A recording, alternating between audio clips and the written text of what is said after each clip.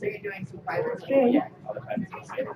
I'm going to call to order the regular board meeting for the Mount Diablo Unified School District for open session on Monday, January 8th, 2018. I will do roll call. Trustee Durkee. Here. Trustee Hansen. Here. Trustee Mayo. Here. Trustee for the night, Austin Naga. Here. Trustee Lawrence has not joined us yet. I'm Trustee Mason, and I ask that you now join us in the pledge to the flag. Thank you. Pledge allegiance to the flag of the United States of America and to the republic for which it stands, one nation, under God, indivisible, with liberty and justice for all. I'll now report out for action taken in closed session. 7.1, discipline, dismissal, release, or reassignment of public employees under Government Code 54957B1. There were 3 cases that the board received information on. 7.2, anticipated litigation, conference with legal counsel pursuant to Government Code Section 549569B. There was actually only 1 case, and the board received information on that. Now it's time for public comment. The public may address the board regarding any item within the jurisdiction of the Board of Education of the Mount Diablo Unified School District that is not on this agenda. These presentations are limited to 3 minutes each, or a total of 30 minutes for all speakers, or the 3-minute limit may be shortened. If there are multiple speakers on any one subject, the public comment period may be moved to the end of the meeting. Speakers are not allowed to yield their time. I always follow this up by letting everybody know that we operate under the Brown Act. The Brown Act allows us to do one of 3 things during public comment. We can ask you a clarifying question, we can refer you to a staff member, or we can put your item on a future agenda. So if you're expecting an answer during public comment, you're not going to get it, but that does not mean we're not hearing you and respecting you. It just means we're following the open meeting laws. Having said that, we have several public comments. First one is Yvonne Colano.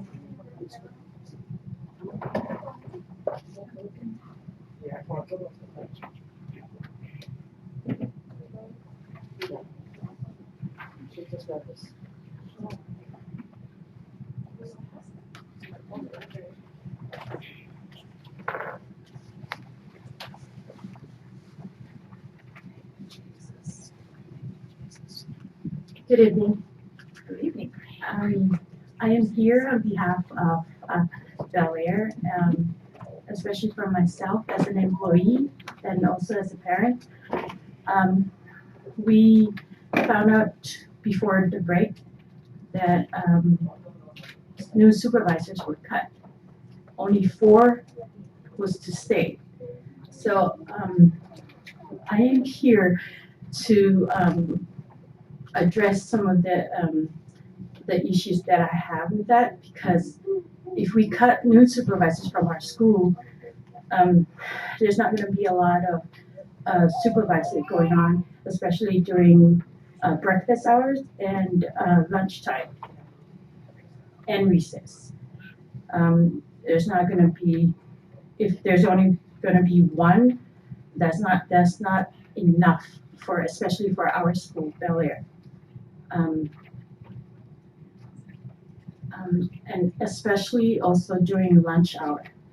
And also, especially today too, because it was raining today, we cannot have 1 person to each class. And we have to take each class one at a time back to their rooms. So we cannot have 1 person in one area and 1 person in the cafeteria. So I'm here to address some of that issues because we need more supervision, especially at Bel Air. And I have some of our new supervisors here as well to address some of that. Fill out cards as well? Yes. Okay. Well, we can still speak, but let's go through the cards, and then anybody that wants to speak after that, you can speak and then fill out a card before you leave, okay? Okay. So next, and thank you. Next would be Shelley Fu. Oh. I should know that.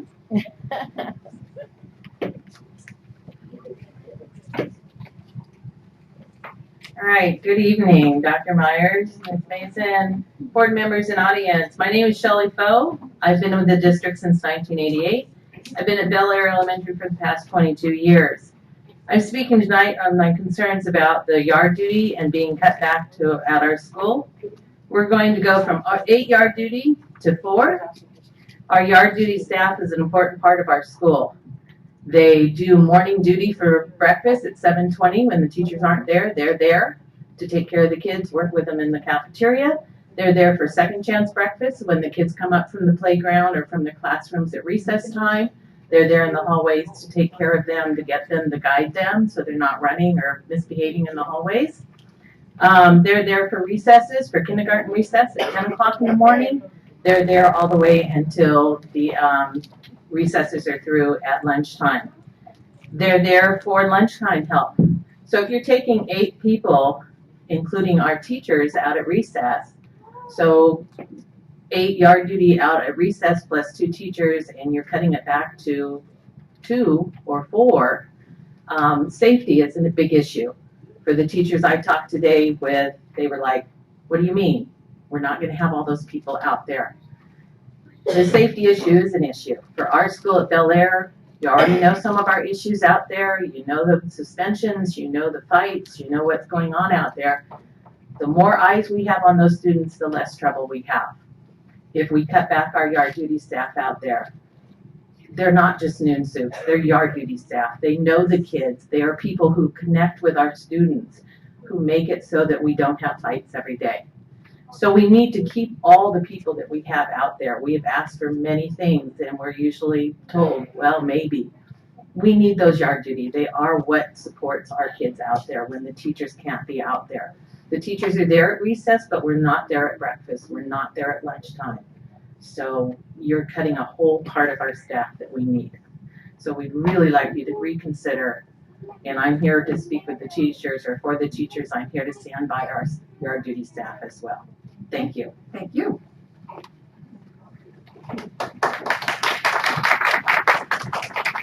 Devani Vargas.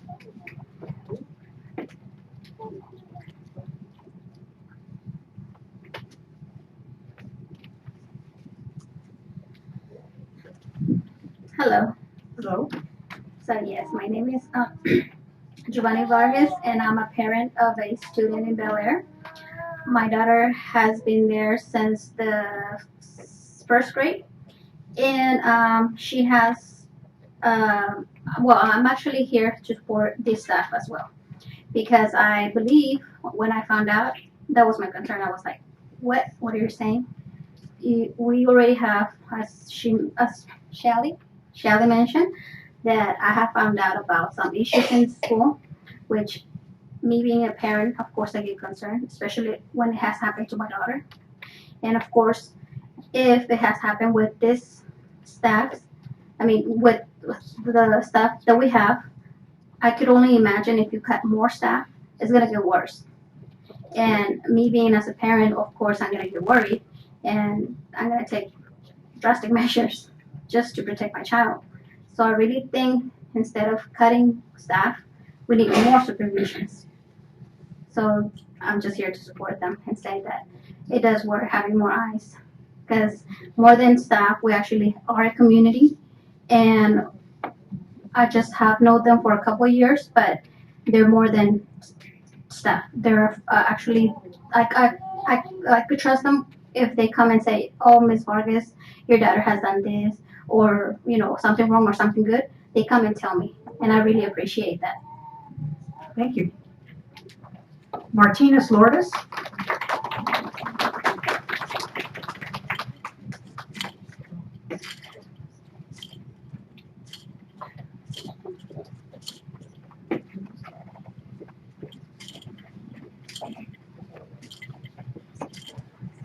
Buenas noches a todos. Mi nombre es Lourdes Martínez.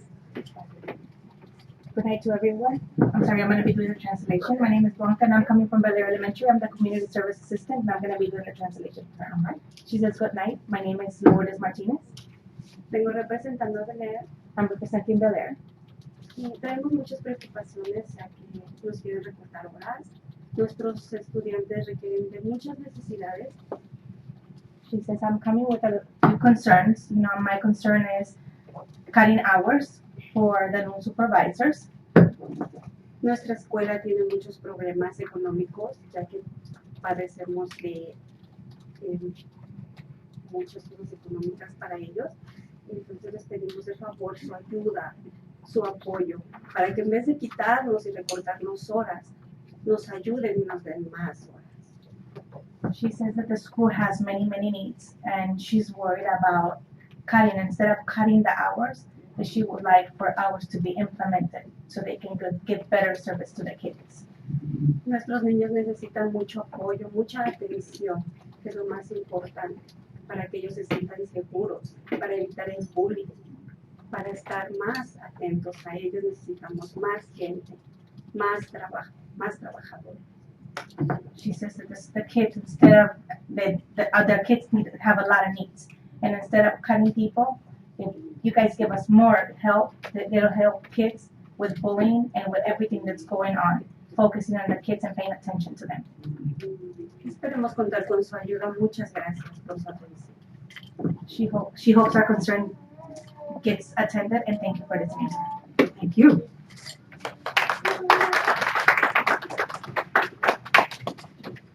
Now, Yvonne, if one of your friends wanted to come up and speak, as long as they fill out a speaker card before they leave, they can do that. Did any of them want to come? Come on.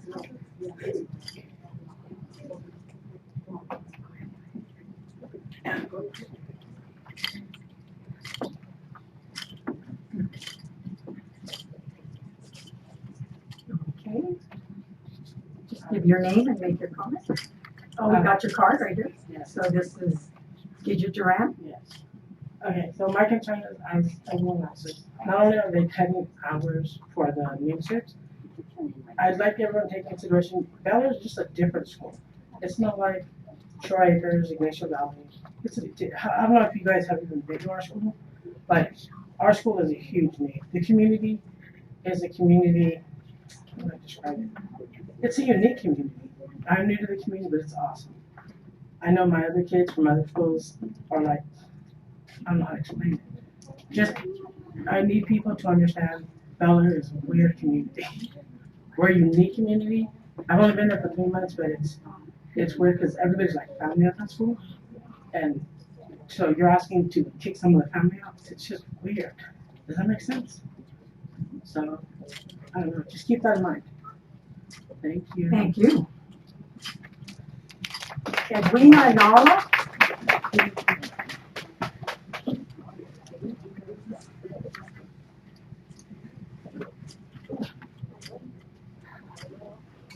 Hi, so it's Eldelina. Not Ann. It's okay.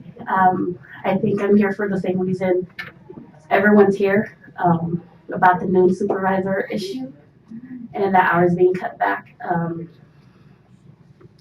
I think I have the same concerns as everyone else. I don't think what you guys realize is when parents get a hold of this information, if I was able to reach as many of them as I could today, this whole room would be full.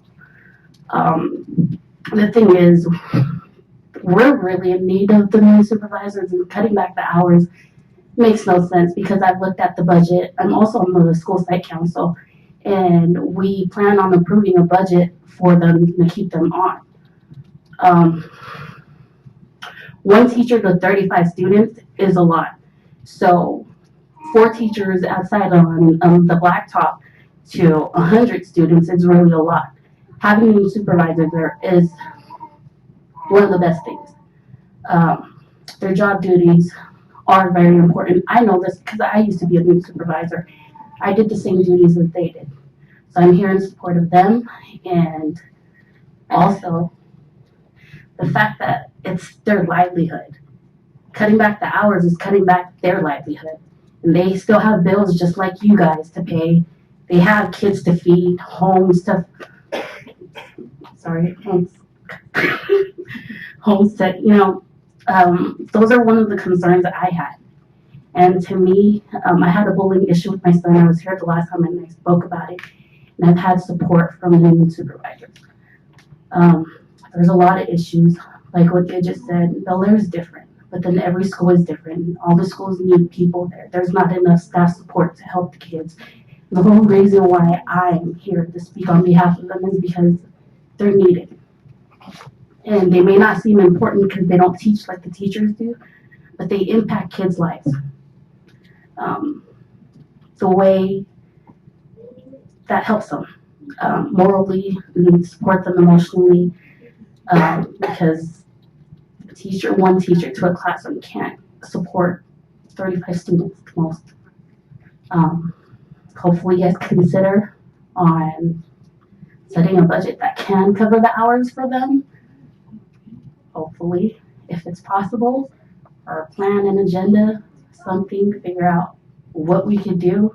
I mean, next meeting I'll probably bring more parents just to show you that we do care. Thank you. Thank you. Tracy, I can't make out the last name. Aaron. Aaron, okay. Hi, I'm not only just a parent, I'm also a staff member at Bel Air as an old school yard duty teacher, as you would say. My concerns as a parent is having a child in the district. We have 8 supervisors at our school. We cannot afford to have anybody cut. Our demographics of the children are totally different than any other school. We don't have like a science program, an art program. Our kids don't need any of those type of things. What they need is real interaction between staff at our school. Not being able to have that is very detrimental. We have a high turnover, not only of staff, also of children. We're also dealing with social, emotional issues that are at a high that I've never seen when I was growing up as a child. So cutting any of us, you're cutting my livelihood. You're also cutting my passion that I have with Bel Air. I believe Bel Air is a great school. It has a great foundation, and we don't need to cut anything at our school. We need to impact these children and families. If you're looking at the district, you're saying there's 380 families that are homeless. That's a lot of children, and half of those children remain at our school. So when I come on campus with the other rest of my staff, I'm excited to see them, to greet them. How was your day? How was your weekend on campus? And them not being able to have it or be able to see our faces is detrimental. Some of the children are here that know some of us outside of school, not just at school. And to cut anybody back with safety issues, that's I just can't imagine. I just couldn't imagine having 2 teachers out there, no supervisors to be able to supervise, or 1 campus supervisor for 500 students, from the hallways to the cafeteria to recess. My job is essential, not only for myself, for the rest of my staff too. I don't want to see anyone lose their job, not at this time of life at all. I'm looking at, what are we going to do with these kids? When an incident happens, someone's going to say, hey, Miss Tracy, Miss Kalano, Miss Shay, whoever, can you come get ice? Can you help these children? Can you give a hug? Can you boo-boo something up? The teachers are not going to be able to do that. Their job is to instruct. We are there to help supervise and facilitate them getting the kids back and forth to class, like today, rain day schedule. I myself couldn't take K through 5th grade from the cafeteria to the hallways by myself. Neither of the other staff either. So we need all 8 of us to work together. We are together better than we are apart. These are our future. These are our children. And we need to stay in place as employees to be able to help Bel Air grow. It's a great school. I love it. I'm passionate about it. This is not just a job. This is something I'm passionate about. I love children. I love seeing families grow, and I love our students, and I love our staff there. So please take in consideration not only my paycheck is being cut to 10 hours a week. There's no way that I'd be able to afford a family of 3 not in the Bay Area at 10 hours a week.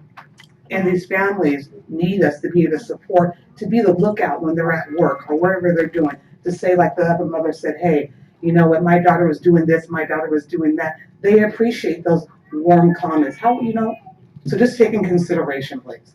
Thank you.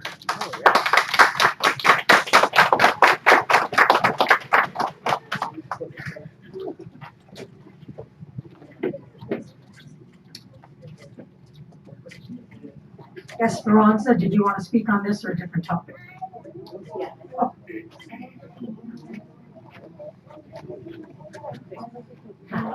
My name is Esperanza Fletcher. I have one child that's currently attending Bel-Air Elementary.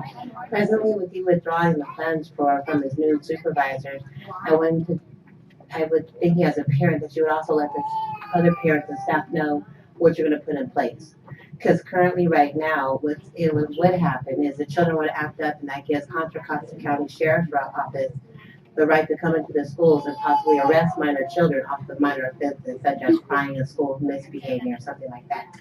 So when you're cutting people's budgets, you're taking things out of the equation for that benefit to children. It's supposed to all be about the children.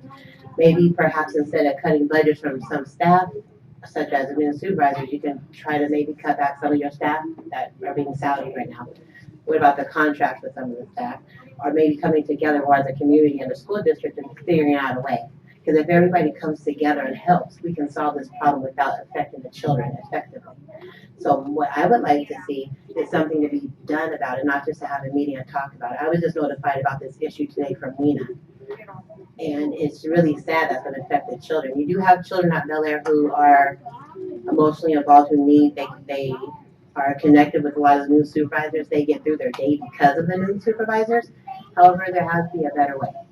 Because I don't know how you would feel if somebody came up to you and said, hey, we're giving you a pink slip because we just can't afford you today. They don't care about your bills. They don't care about your car payment, your life insurance, nor your health care benefits. They just know that, you know what, here's your pink slip. Thank you for your years of service with us. Have a blessed day. So take that in consideration also, if you would please. Thank you. Thank you.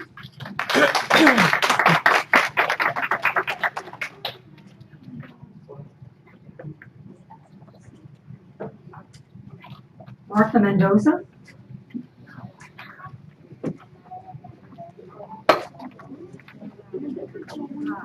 Good evening. My name is Martha Mendoza. I'm a parent of Bel-Air. I have two kids, one in 3rd grade and the other one in kindergarten. And it just breaks my heart to find out that this is happening at our school. So there's always something happening at Bel-Air. And this is not the first time that you've seen me or seen someone from Bel-Air. Our school last year had a lot of issues regarding bullying. So cutting back hours of our staff, of our non-supervisors, would just make things worse. I really don't know what are the reasons that you guys are cutting the budget for the new supervisors, but I hope that you guys have something better for us, because this is just not fair. Our school needs you, and you're just coming back at us, and you're just like giving us a low blow, and it's just not fair. I don't appreciate this, and none of the parents of Bel-Air and the people that have come here to speak. So I would really like for you guys to come up with something better. How are you guys going to help Bel-Air? Because these people that just came here to speak for themselves, they're just not only employees, they're family. And our kids know their needs. Like, I really appreciate what they do for our kids. I'm a volunteer at Bel-Air. I know these ladies, and I really appreciate what they do every day. Because they just don't only supervise our kids, they love our kids. They make sure that they're behaving. So please, reconsider this, and please bring something to the table for Bel-Air. Thank you. Thank you.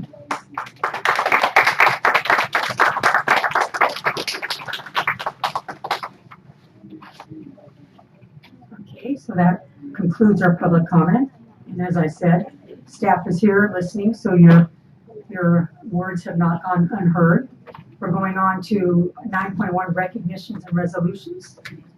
Resolution 17-1827 for recommending Mount W Unified School District joining School Funding Coalition advocacy efforts. Dr. Meyer? Yes, what you have before you is a resolution that recognizes the current state of California's funding, and it is something that that many other districts across California have adopted that states that being between, depending on the formula, the 42nd or more likely the 46th lowest funded state in the nation, that we are asking that there be consideration when looking at the new LCFF, when looking at the LCAP requirements, that there be consideration of maintaining strong funding in California, of also looking at exploring creative ideas such as described in the resolution, which includes revisiting the somewhat unpopular Prop 13 property tax, but also looking at just an affirmation and recognition that the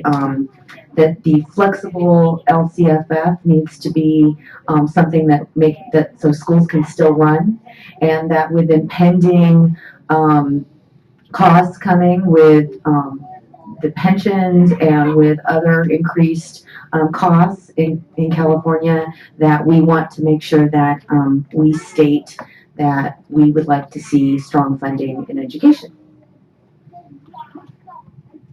Questions of the board? Motions from the board? Madam President, I move that the board approve resolution number 17/18-27, resolution recommending Mount Delta Unified School District joint school funding coalition advocacy efforts. A second. Okay. If another coalition approaches us that has similar objectives, would we be able to join that coalition as well? Well, this is not so much joining this particular coalition yet, and I'll tell you why, because it costs money, and so I have chosen not to do that. But it is stating as a resolution that as a board that we support strong funding. If other resolutions or coalitions come forward, we can certainly consider them as a board. I believe you had some that you had mentioned that are looking at that as well, with CSBA and AXA and PTA and others. And certainly I could see that they would live well together. Thank you.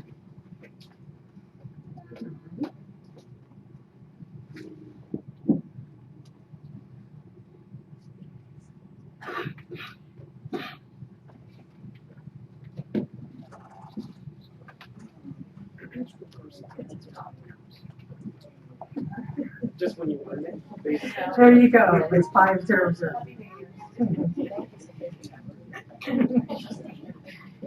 Okay, we're now on public employee appointments. Dr. Meyer, 10.1. Yes, I would like to recommend to the board for the position of high school vice principal of Northgate High School, Kelly Cooper. Kelly comes to us with a Bachelor's of Arts in Kinesiology and Athletic Training. She received that at CSU Long Beach. She also has a PE single subject credential, a biology single subject credential, a designated subject in athletic training, and now her credential in administrative services. She has been a teacher in Mount Diablo since 2001. She has taught PE, dance, sports medicine, physiology at Ignacio Valley High School, and I believe she also did a little bit of everything there, as well as the subjects mentioned. So I would like to recommend Kelly Cooper for the position of vice principal. Madam President, I move that the board approve the appointment of Kelly Cooper as high school vice principal at Northgate High School. She is a gifted educator in addition to being the mom of one of my favorite soccer players. I second it, but I can't speak to the gifted mom and soccer player. The rest of it.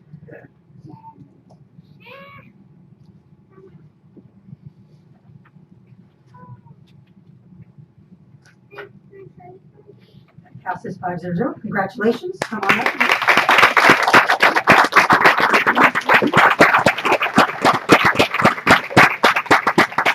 The soccer player in question, this is my daughter Leah.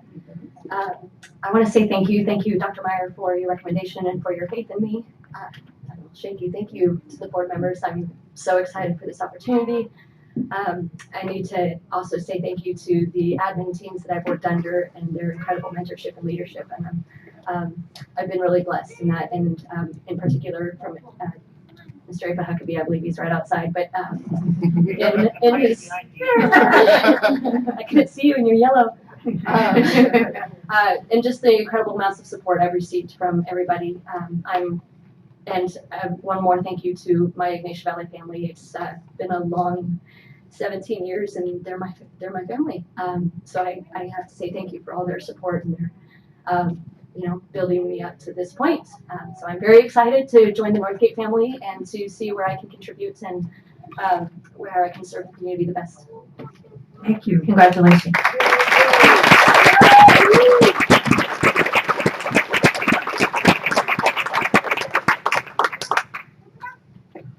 All right, and we have another appointment, 10.2, Dr. Meyer. Speaking of family, it is my pleasure to recommend for the position of Coordinator of Work-Based Learning, Erin Larkins. Erin is going to have this assignment with Schooling Services, if approved. She has a Bachelor's of Arts from Cal State University, East Bay in Sociology. She received her AA from Diablo Valley College. She is currently enrolled in the Master's of Arts program at Arizona State University. She is at present a work-based learning liaison 1, and she also has experience working as a server in customer service from 98 to the present. So I would like to recommend Erin Larkins for the position of Coordinator Work-Based Learning. Madam President, I move that the board approve the appointment of Erin Larkins as, it's a long title, Appointment of Coordinator of Work-Based Learning, Classified Personnel. Second.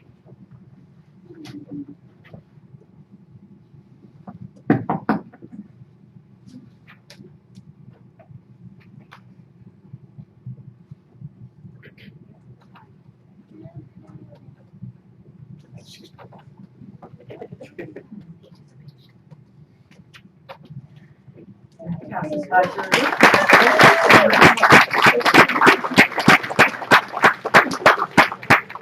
Erin, would you like to come up and say something? You don't have to. Maybe.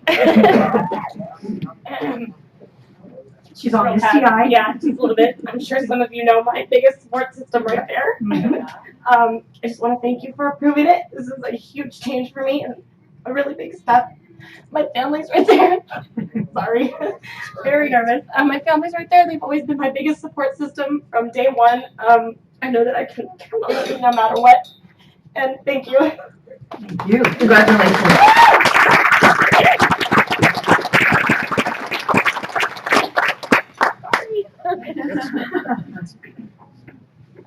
Okay, and that brings us to board member reports. Trustee Durkee, you want to start? So I want to first wish everybody a happy new year. I'm hoping that 2018 is going to be wonderful for everybody, for all of us. On December 14th, I attended what's called the Endeavor Lending Library at Valley View Middle School, which is Endeavor is the company that formerly known as Tesoro that has provided a lot of support to our district and specifically at Valley View and their robotics program. It was really fun. We actually saw Dr. Myers there as well. We actually saw little people there too. But this is a library where teachers can come from throughout the district to borrow robotic materials and equipment and take them back and try them out and with their students in their school. So a very cool process. I spent a little time with, see if I can find his name. He's like a team leader. I'm sorry, I don't have his name in front of me. His name is Lance, I think. Not the teacher, no, the student. Anyway, they're so sophisticated and knowledgeable, and what a great, experience for a young middle school person to develop that leadership capacity. And explaining things to adults who know nothing about robotics. So, so that was kind of fun. And then the same day, many of us were at the Digital Safari's annual innovation fair, which is always fascinating, and again, another great leadership opportunity for students. It was held in a different location this year, which I think worked pretty well at the Clarion Hotel. It's been supported a lot by the Concord Chamber as well, so many chamber members were there. And they do such a phenomenal job. These young people have to work in a team and come up with a product and do all the research, and basically they compete for money from people that are coming through like us to compete against each other to see who brings in the most money and sells their product and convinces people to finance their product. So then same night, that evening, was the Bond Oversight Committee, which was skillfully chaired by John Ferrante. We heard reports on the air conditioning projects, the high school projects, and modernization, and then very happy to see a roofing project update pointing out the projects that are in place. We know that's been a big concern for this committee and for many others, and so seeing that there are projects underway and that there are some in the pipeline to be addressed. On the 15th, December 15th, I was invited to the Family Literacy Center at Cambridge Elementary because of Jennifer Hartman is someone I've known myself, personally for a long time. She's a longtime teacher in adult ed, ASL, family literacy program, and she's leaving. So it was really fun because these are ASL teachers. They know how to engage the adults and the children in these little activities. And we did like not a rap, but kind of a chant, song that they put together for her. So it was really nice. She'll be missed a lot. And then December 20th was the Budget Advisory Committee. We welcomed my new appointee, Christy Blitz, who's here. So I want to thank you again for stepping up and taking this on. And Nancy Junior did a great job of presenting the first interim to the committee. And Rose Ramos, our new CDO, did a great job of also helping us kind of look ahead and see what's coming.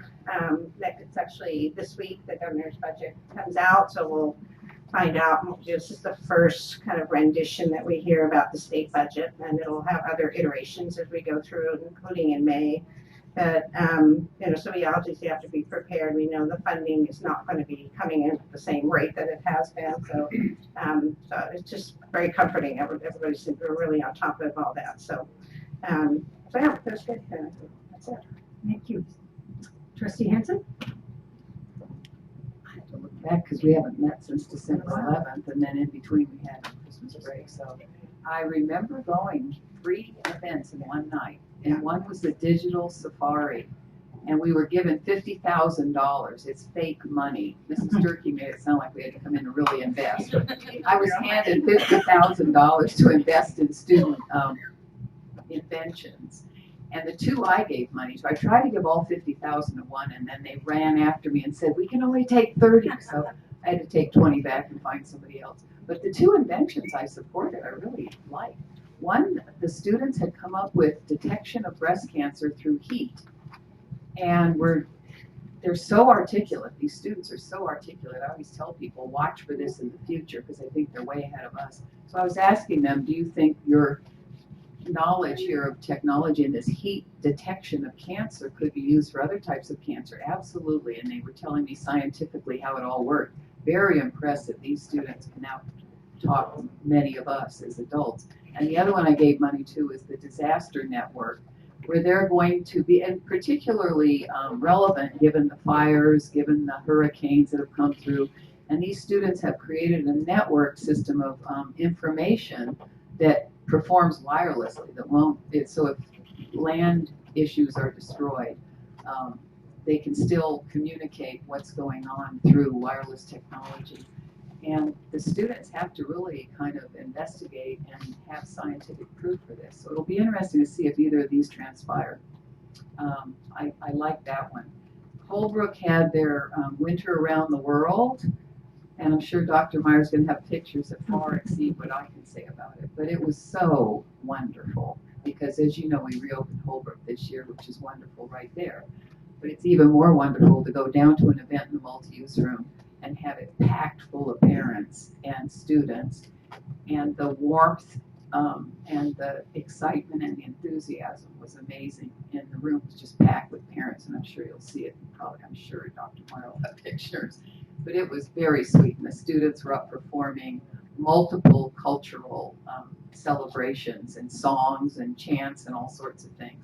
And they were just cute because it's elementary school, so they were just so cute. Then I raced over to Measure C, where we have our last $38 million, you know, that left in our bond. And so it's a tough decision right now that the board's going to have to confront, which is how we're going to expend that last $38 million out of this bond.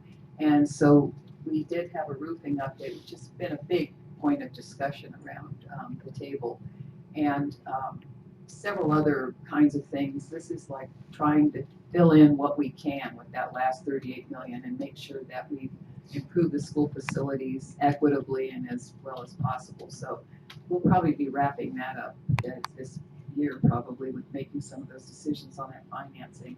And then we had DLAC. Mrs. Mason and I go to that, and they're always wonderful. The enthusiasm in that group is amazing. And what's really great is, to me, the attendance is increasing.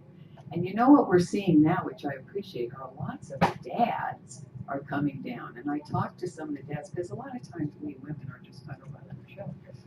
But the dads are showing up, and they said how critical it is to be down there for their students and being present. It's okay, Mr. Lawrence, we know you're here.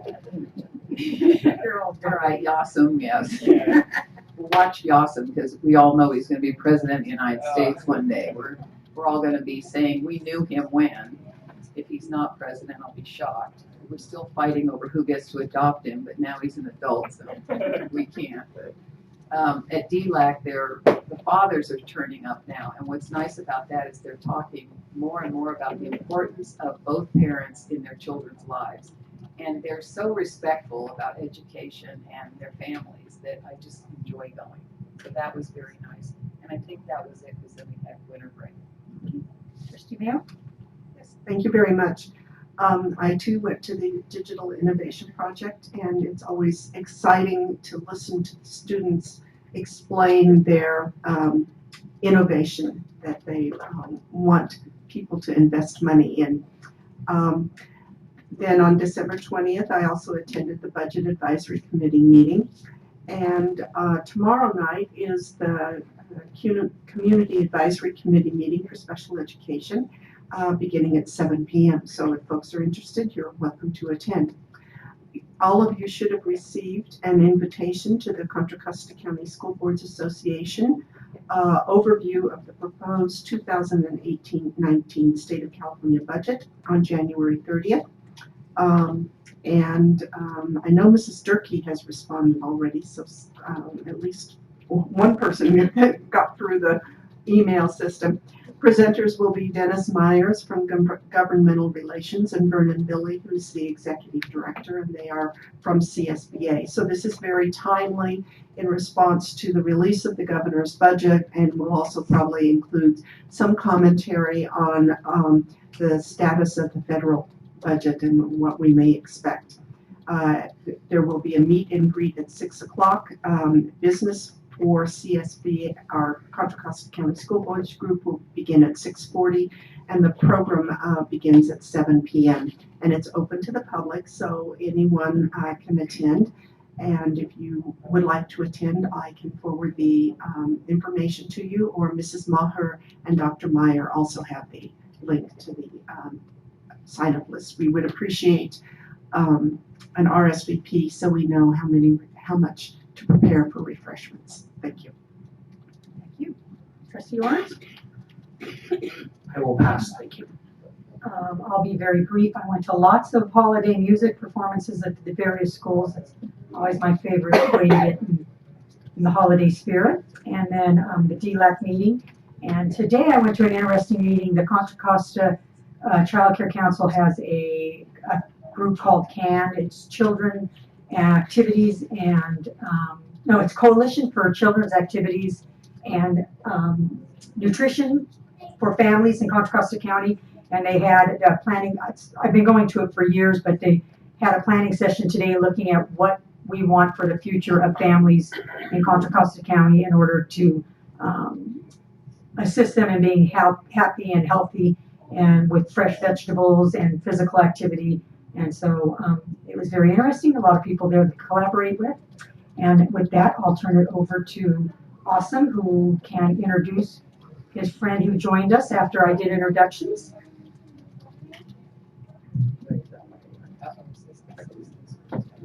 Well, good evening, President Mason, members of the board, Superintendent Meyer, Superintendent's Council, and wonderful members of the audience. My name is Asim Yaya, and I'm the ASB president from Concord High School, and this is my friend who will now introduce himself. My name is Gabe Mesa, and I'm a senior representative at Concord High School. Recently at CHS, I'm here to report that our band, cheer, clubs, and choir had their 3 days of winter concerts at DVC before the break. That was for our choir. As an amazing band competition concludes, our music program is continuing to practice. Our winter percussion, winter drum major, and winter guard is in full force, and they're getting ready for competition season. Meanwhile, we also had guitar and piano performances in our school quad this week by some of our music students. Cheer season is almost complete. Our cheer season is currently undefeated, ranking first in all their competitions. They're preparing for a local competition at UC Davis and also for their national competition. For winter sports, our winter sports started off well, but has taken a dip.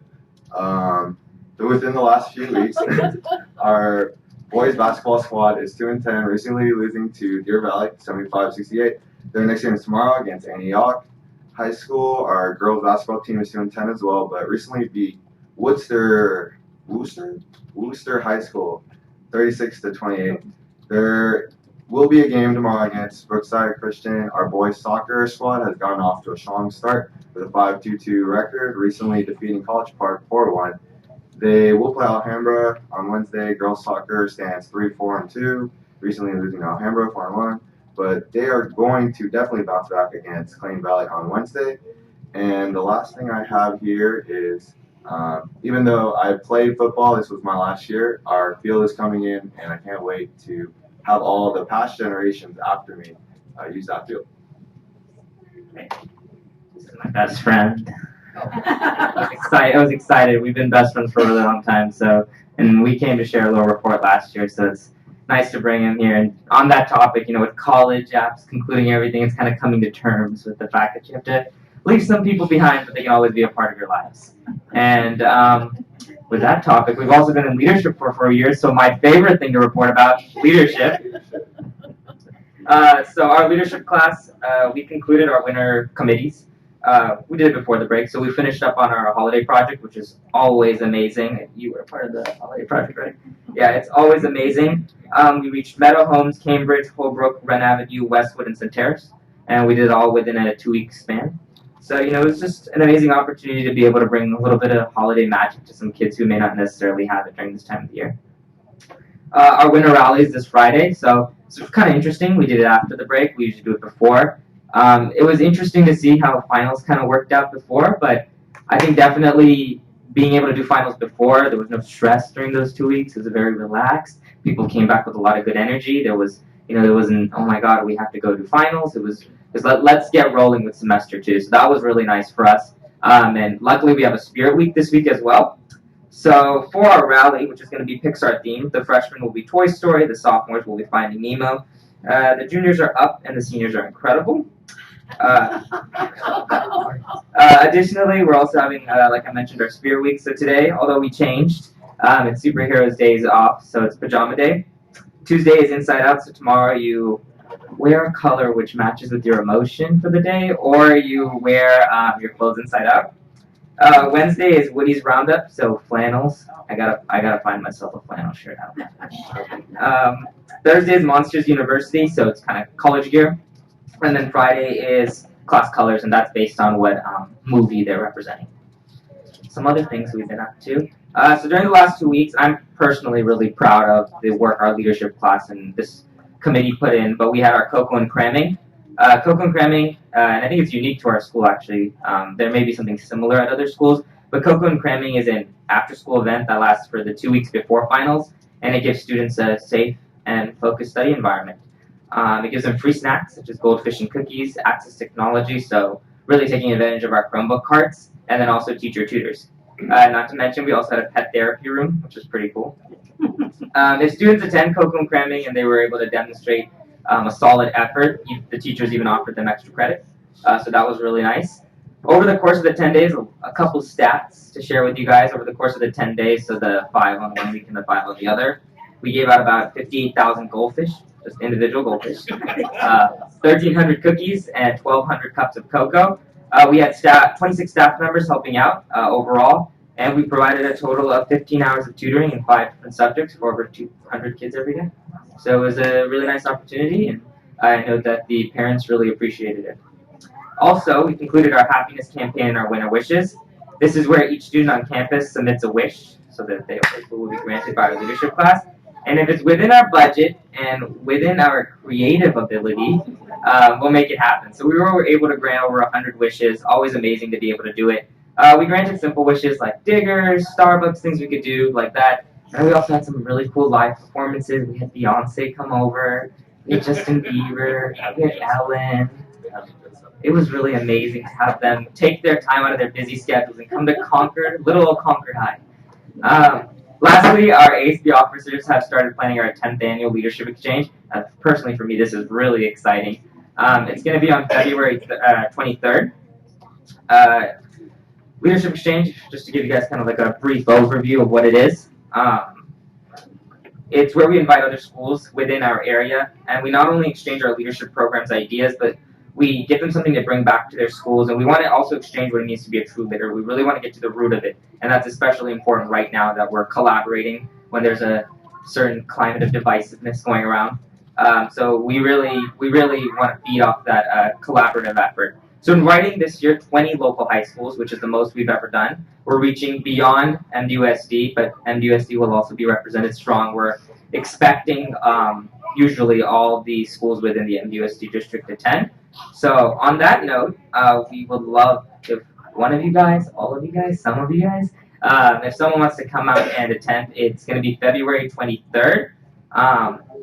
Times, it's going to be from 8 o'clock, or excuse me, don't show up at 8 o'clock. You'll see us setting up. 9 p.m. or 9 a.m. 9 a.m. to 2 p.m. So that's the chunk you can show up. You can just come check out what it's like. Very exciting opportunity to see all the student leaders together.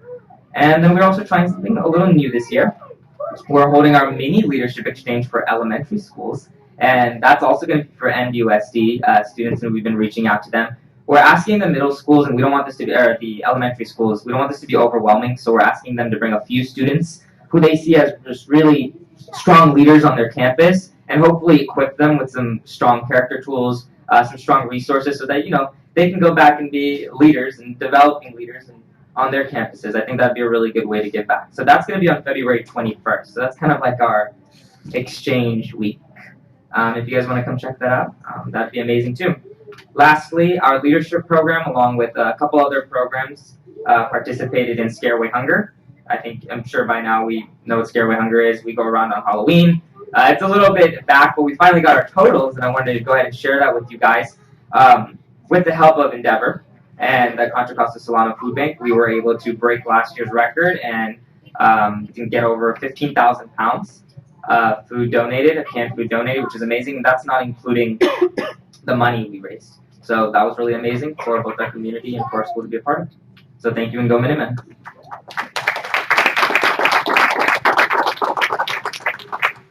I'm so bummed I'm going to be in Florida when you're having your leadership event, so I can't, and I'm presenting, so it'd be kind of, I can't get out of it, so.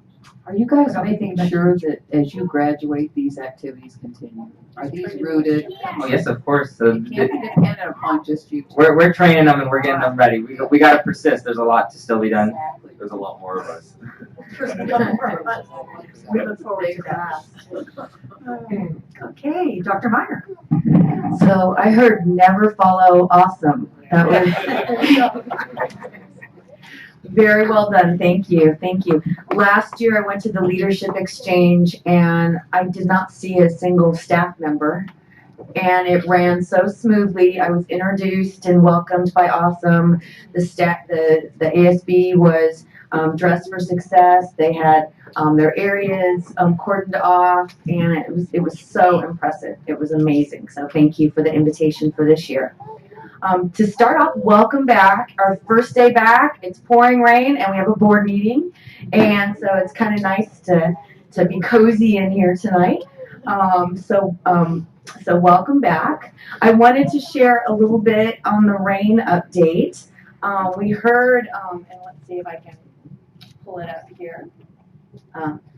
We had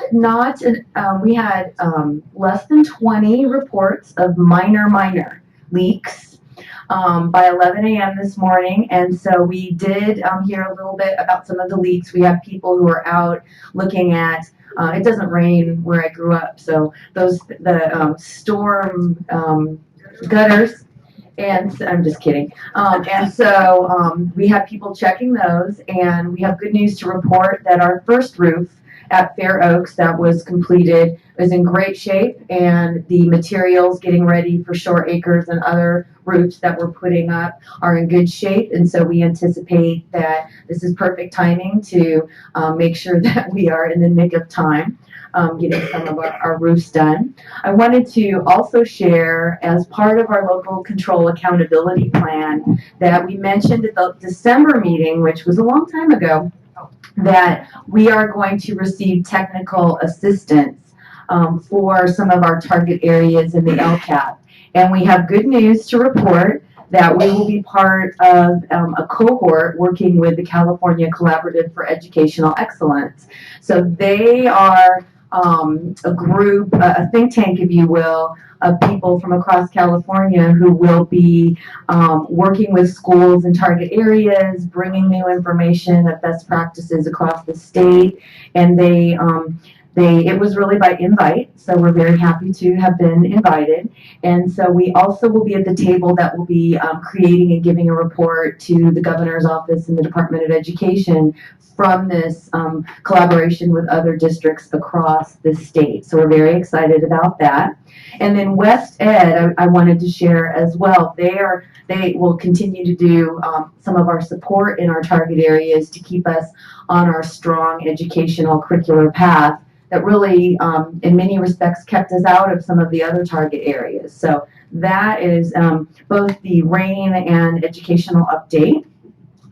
Wanted to share, as the last week came and went, it kind of had an eerie feeling to it because many districts were already out, but at the same time it was very nice to have our last week, which included many celebrations. This is a picture at Olympic High School of our CSEA unit, and they had their holiday celebration as they do each year, and they have an auction which they share some of their profits from their silent auction with veterans associations, and they contribute much of that and hope. So they definitely we're part of the season of giving.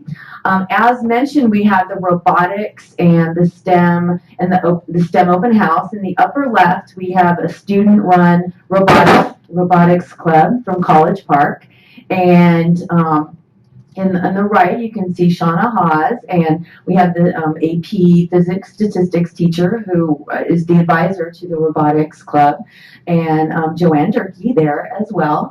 And below, you can see in the classroom section, you can see some of the students who were there as part of the STEM education, sharing off the learning library that they have. And they did have little people, preschoolers, TK, all the way up to seniors. And so it was a great mix, including parents. Wanted to also share Holbrook Around the World. I think at the top they're doing the 12 Days of Christmas, which was a wonderful song, and they did something at each grade level. And there's something about oops. Hello? Test. There's something about the, it's a gremlin. There's something about those little voices at the holiday season.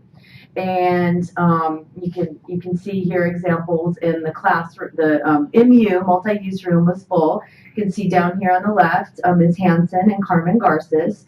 And then I always try to get a paparazzi shot of the parents. They are out of control, but you can see they were fairly well behaved. They had kind of a section where they could come up while their children were, performing, and then they could take pictures, but there was kind of this imposed routine where they had to then move for the next group. And so that was a wonderful event. As mentioned also, many of you attended the Digital Safari Innovation Fair, and I think I gave money to those same two. And the inventions that they create, I really believe it would be wise of us for our retirement's sake to invest in patents of some sort, because some of the things that I've seen over the last, or even, just to invest, right? Retirement, what's that? I'm a senior. But some of these things, they have really become more, what is the right word? They have really become more relevant, and they have become more complex. And so what I saw in the early years has really come to make a statement about what is needed in the workplace, safety and health and those kind of things, and just extremely creative. And so you can see here some of the booths that they had set up, and then their job was to sell their product like Shark Tank. And I also tried to give it all to one place because I thought, okay, let's win it. But no, we did have a process. Also wanted to share College Park. We heard about pet therapy, and in the bottom left, a little blurry because he was wagging, is Pacifica, the famous wonder dog, who's a pet therapy dog at College Park. He was attending the college fair right before break, very well behaved pup. And you can see here that they have an opportunity where they bring in their ceramics, their photography, their art. And I chose this picture on the right because it's one of my favorite paintings by Picasso, which is Girl in Mirror, except this girl is taking a selfie. And so, I don't know, Picasso may be rolling over in his grave. As was mentioned by our gentleman to the left here, visiting Concord High right before break, you can see some of the excitement that's going on in the top picture. There it is, the field, and it's beautiful and very exciting, some of the work that's getting done, bleachers in the field, and really needed, as you know. And then in the bottom left, this is a terrible thing to say with Title IX, but I thought, what a great baseball field. And they said, oh, it's the softball field. And I went, really? It's the softball field? Okay. It's an amazing softball field that looks like a college field. Here's the batting cage on the right. And then they are then moving over to, on the left, which is not pictured yet, they're going to be working on the baseball field. It is anticipated to be complete in time for the season. So that's wonderful. Just feast your eyes on that for just a second more. Moving forward to the District English Learner Advisory Committee, it is really becoming much more well attended, although it was always well attended. Very positive spirit to the group, very collaborative. Carmen Garces did a great job. One of her topics is here below in the right, which is looking at, we're getting rid of the old CELT, English Language Development Test, and then moving to the LPAC, English Language Proficiency Assessment for California. I have good eyes, that's the only reason I know that.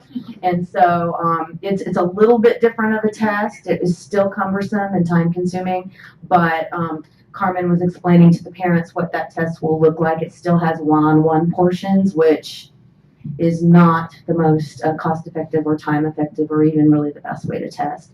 But that is what the test that we will have for the future. And then the Friday before break, which we're all very happy to have a great break. I wish I had audio. I have to say, they sang "We Are the World," and I don't know, I've forgotten about how that song. They're like these little kindergartners singing "We Are the World," and all of a sudden they scream up and yell, and there's something about being 5 or 6 where you really don't have those inhibitions, and so they were so into the music, and when it got to a part where they were supposed to scream, you kind of see the little older ones going, But the 5 and 6-year-olds were just really into it, and it was very, very fun and exciting to see. Linda Schuler did a great job introducing, and they did a wonderful job. This was the dual immersion. These were the dual immersion classes, so they sang in Spanish and in English, and just did a fantastic job. And their teacher, I wish I could remember her name. She played piano and ukulele and led the whole thing. Here, the paparazzi was a little out of control in the bottom. Once again, fire code, probably a violation. I'm going to have to report. But they were very excited, and it was packed on both sides. Father brought his own camera. I mean, there was a lot of video happening. And here are their hands around the world, a poster that they made. And the emphasis really was that music is a common language. And so in looking at the language and what they do, they really made a point to say that this is a language that we share. And wanted to also mention that this is the last week that we are accepting nominations for Teacher of the Year. And we had 2 great candidates last year, 1 finalist from Concord High. And so if there's someone that you want to nominate, I don't know why students couldn't nominate as well, but certainly parents, teachers, etc., others, make sure that you nominate. It's always a great event, and we're always very proud of all of our teachers. And so it's nice to have representatives representing them all. And then lastly, thank you. Welcome back. Happy New Year. It's kind of exciting. I've started my new to-do list and organized my desk, and we're ready to go and happy to be back. So thank you very much. Dr. Meyer, if Yes. someone wants to nominate a teacher for Teacher of the Year, where would they go about doing that? They can look on the web page and they can click on, and there's an area to nominate right on the front of our web page. And they can also write an email to Ms. Jennifer Sachs, who coordinates the entire very rigorous and thorough process. And so you can email her as well. Can we double check? Because I actually don't see it. Oh, you don't see it on the web? Oh, okay. Okay. Perhaps I thought I cut that from the, but no, I will absolutely, if not, it will be there shortly. You're welcome. Alrighty, so we are to the consent agenda. Items listed under the consent agenda are considered routine and will be approved or adopted by a single motion. There will be no separate discussion of these items. However, any item may be removed from the consent agenda upon the request of any member of the board and acted upon separately. Is there anything anyone would like to remove or pull from the consent agenda? Or are there any speaker cards on the consent agenda? Madam President, I move that the board approve item 13.1, the consent agenda as presented. Thank you. Second.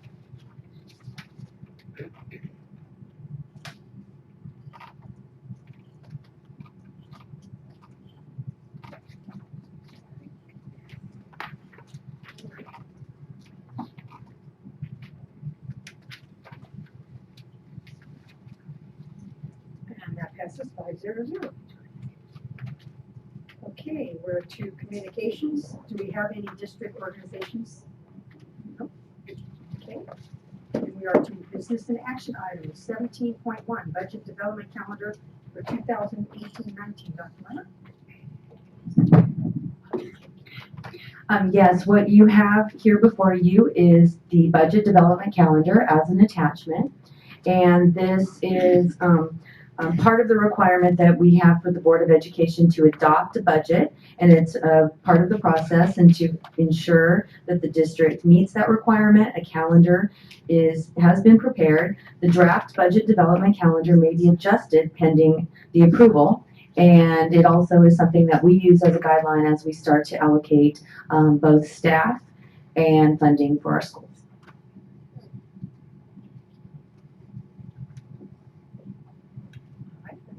comments or discussion about the agenda, budget? Calendar?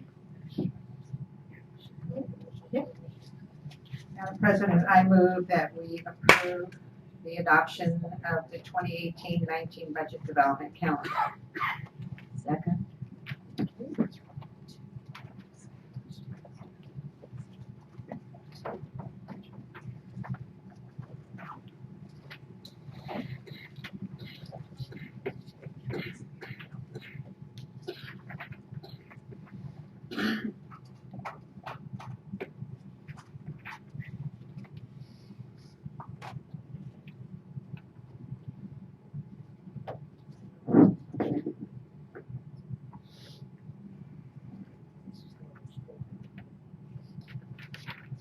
And that passes 500. And now we have the 2018-19 school calendar and 2019-20 school calendar.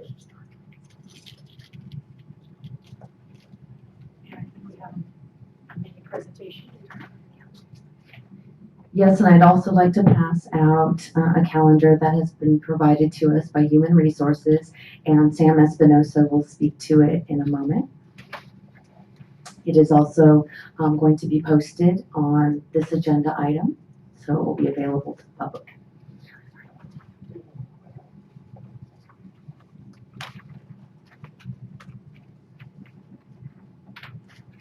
Okay. Not even 2 weeks ago, a month ago, we brought forward an information item on the calendar and shared and heard from community comments, etc., about the calendar. And I wanted to just provide a little bit of information and answer some questions that have come up in the interim period. Okay, to start. The purpose of the calendar committee that worked on this and the group that got together was to make sure that they had that they were making decisions with an instructional focus. The goal was to aim for a 2-year approval, and then there was also discussion about alignment with other districts and alignment with what is happening within the county. Dr. Meyer, excuse me, can I ask what we're looking at? That's this year's calendar? This is something that includes 17-18, this year's calendar, but it's going to be used within this to illustrate a point about the balance of the semesters. Got you, thank you. Okay. So to look forward, just a little history. Some of the comments that we heard, most of the concerns were around the start date. And so just in sharing the 16-17, last year's, whoops, I always do that. 16-17, and then I don't do. Okay, August 22nd to June 9th. So you can see it's typically the first week of June where we're doing the graduations. And then August 22nd to June 7th. So really the same calendar rolled over in 17-18, which is this year. And then proposed, you can see the proposal from the group, that the committee, was to move it back into August and start August 16th and have it end June 5th. And then for 19-18, really then to roll that over and to continue it at that place. Just some information. One of the reasons that the start time was looked at was because we were looking at how it would align with other districts. So later on, you will see different districts and when they start. But primarily, it had a lot to do with the fact that having the semester end for high school in particular and having finals in that last week had an imbalance within the 2 semesters. And on this chart, if my eyes can show, in 17-18 this year, you can see the first semester has 82 days, and it's hard to find. It's in the white column in the middle at the bottom. 82 days first semester. Second semester, 98. So there's 16-day difference between the first and second semester with that change, and knowing that the semester tended to end, it was at the third to fourth week in January in the past. Also, what this brought up, and we heard it in comments, was the fact that really as you're balancing your instruction and you're doing units that lead to one semester with a final and a second semester with a final, that it really left you with, nearly 3 weeks, probably 2, because of assessments, but really 3, because now we're not testing it every year in high school anymore, so just 11.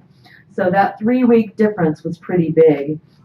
And one of the differences that we saw in the calendar was included the 3-day weekends in February, and so there were 2 3-day weekends, and now with the proposed calendar that you saw last, it had 1. And then also in the last 2 years, we had a spring break change that took the spring break week and aligned it with Cesar Chavez Day and a designated week in April, as opposed to moving it following the Easter holiday. And that we received positive and negative feedback on that, because people were very connected to that holiday. But now we have done that successfully for a year, and that people now know exactly when that is, and they don't have to go, oh, okay, spring break is in late April, oh, it's in late March, and it really kind of swings. So instructionally, as a teacher planning, you can see that it's easier to plan when you know you have that designated week every year at the same time. Looking as well at the end of the year, one of the things that some people asked when they looked at that early start time, they stated, well, we're starting 4 days earlier, why couldn't we end it, let's say, at the 3-day weekend at the end of May? And what we found with payroll is that impacted employees' retirement, that they needed those 10 months, that they needed June to be in their payroll, that we would have to look at doing some serious adjustments to our system, including to people who are either close to retirement or getting their year credits. So that impacted year credits. So we didn't want to do that. So the end of the year, and you'll see it when you see the other districts, they also end in June, probably for the same reason. So briefly to share the process, I'm going to ask Sam Espinosa just briefly to kind of share. She was on that team, as were the assistant superintendents, as were teacher union groups, et cetera, kind of to share the process. So yes, we had a couple different meetings. We invited a representative from each union, had representatives from Medea at each meeting, and had CST representatives at each meeting, so that we got input from the unions. And then we also had the assistant soups were invited and attended, and many of our other people in our different business offices and all of that, including at the last meeting we had fiscal and payroll represented to make sure that we weren't doing anything that was going to dramatically impact those offices. So that was sort of the process. In terms of site feedback, I believe the calendars, the draft versions, were shared out. We got a lot of feedback, as you're aware of, at the last board meeting from some sites. And then it was also shared by Layla Benson, the executive director of HR, with the cabinet. Okay, and what you see here, and if there are specific questions, we have Sam and Assistant Soups who can answer, but you can kind of get a sense. I know Acalanes is actually in the process of looking at changing theirs back as well, but you've seen this, and this is available to review. I won't go through it completely, but probably the best way would be to look at June, the end dates in June. You can see they're all in June for the reasons that we discussed. And then when you look to the start date, the days I grew up with, Labor Day, are not there anymore. There are a couple of other considerations too that was brought forward from the high school office that, you often have the football season and other fall sports starting prior to people reporting back at times, and so this gives alignment to and supervision to those sports where students are on campus. But you can also see, that there are some exceptions. We have Brentwood in July and Berkeley in later August. But for the most part, they all kind of hover around, and including ours up there, the 22nd. So it's all within that range. Wanted to share, we have received a large variety of feedback, and even to the point of when the committee, when it came to me with one of the drafts, I went, well, how come we couldn't do that? I mean, everybody truly has an opinion on this subject, and that's important because this is their time, it's how they plan their lives, and it's very, very critical to make sure that we engage them. But it is very difficult for that very reason as well, because everyone is going, well, why don't we do it here or there? So we are still, we have listened. Some said they wanted it later, and we heard speakers who said that. And we heard probably more from elementary schools saying that they wanted it later, and they had a variety of reasons. But one that was brought up at the last meeting included the conferences that they have with parents that land right before the winter break. Some said they wanted it earlier. And if you were a teacher at a high school, let's say you taught econ, you might look at the 2 semesters and the courses, and often what happens with that government econ split. Are you taking that right now? Yeah. So you can see the split is what about? Yeah. So right now we're at we just finished our gov and our honors gov because we used to do AP econ first, but we realized that second semester was going to be longer. So to take advantage of the second semester in preparation for the AP exam, we went ahead and we are doing it in the second half. So we can tell the difference between how long the gov units are versus the econ units. So the AP class you give more time to, and then you get the honors and the other. It probably doesn't do justice to the honors, to be honest, but the split is designed to look at if you wanted to take both AP tests, you would conceivably have had more instruction. And ideally, the reason we have no one take the gov test, ideally, is it's because of that split. There's just not enough time to cover the content. And it's a very accessible AP test. So that's something we should look at. So looking at some of the other things, we heard about summer camps, which is very legitimate. The issue of people are working, both parents are working. They need to look at care for their students. Summer jobs came up. A strong preference, we had a strong preference for the new final schedule. We received emails, students, comments, etc. for that break. And I don't think there's been any disagreement about that. And then concern again, as mentioned, with the parent conferences. If you start a few days earlier, does it make sense to have those conferences at that point?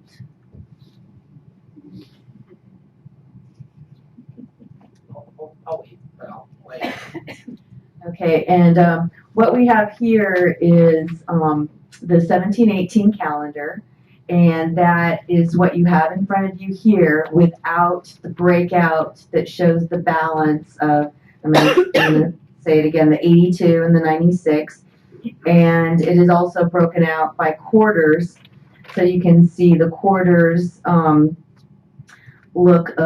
you can just definitely see that breakout there. And then by trimesters for other grading, 62, 57, 61. So they're okay. It looks like at elementary that with the trimesters and the different types of grading that you don't see the impact to instruction in the same way. And then the proposed calendar and the academic calendar. And this is for reference because it's just, you can't see it. And then I wanted to share that the recommendation is to approve a 2-year calendar. I'm very much in favor of looking at, 3 would be even better, but if we could let people get a sense of when things are and what they want to do, I think it will help all of us as we continue to plan. And thank you very much. Mr. Lawrence, you have questions? So, I'll just share the 2 biggest pieces of feedback I've gotten are one, at the elementary level, the parents are very frustrated by the fact that we had for almost the entire month of December shortened days, and that has a real impact on one, parents and child care scheduling, and 2, on the learning that takes place within December, and looking at a way to consolidate those parent conferences so that it has less of an impact on families. That's one. And then I just heard overwhelmingly from people who, especially since we have not been doing a 2-year calendar, people who looked at the last 2 years where we started on the 22nd, made trips and made plans thinking that we would start close to that. And so what I overwhelmingly heard was a huge preference, even if we just started instead of on the 16th, if we started on the 20th, which is the Monday, and then that would presumably push our close date from June 5th to June 7th, at least for this upcoming year. And then perhaps families would have more time to plan for the 1920. But I also heard a great deal of appreciation for the ability to know a year in advance what the schedule would look like. But just overwhelmingly a preference for pushing back the start date from the 16th that is proposed here. Would you say that the comments or the feedback was regarding the how late it was in August, or was the preference for starting on a Monday? It was to push it back. Okay. People were asking, what I heard was people would go for like the 23rd or something like that, which was, and that's kind of when people were thinking it would start, since we had started on the 22nd the past 2 years. But just your sense was that was a compromise. A compromise. Kind of That was the Lawrence compromise. Okay. The 20th.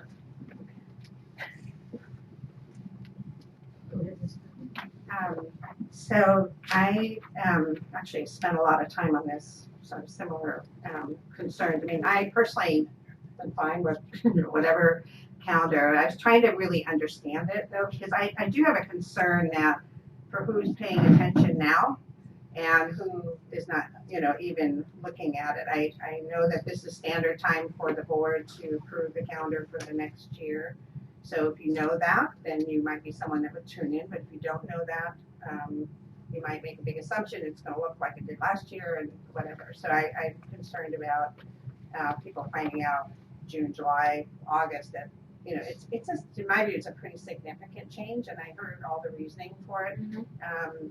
Moving the change this year was significant, and having the first semester and before the winter break, I've heard nothing but good stuff about that. I think it has been well received. I think it's a great idea.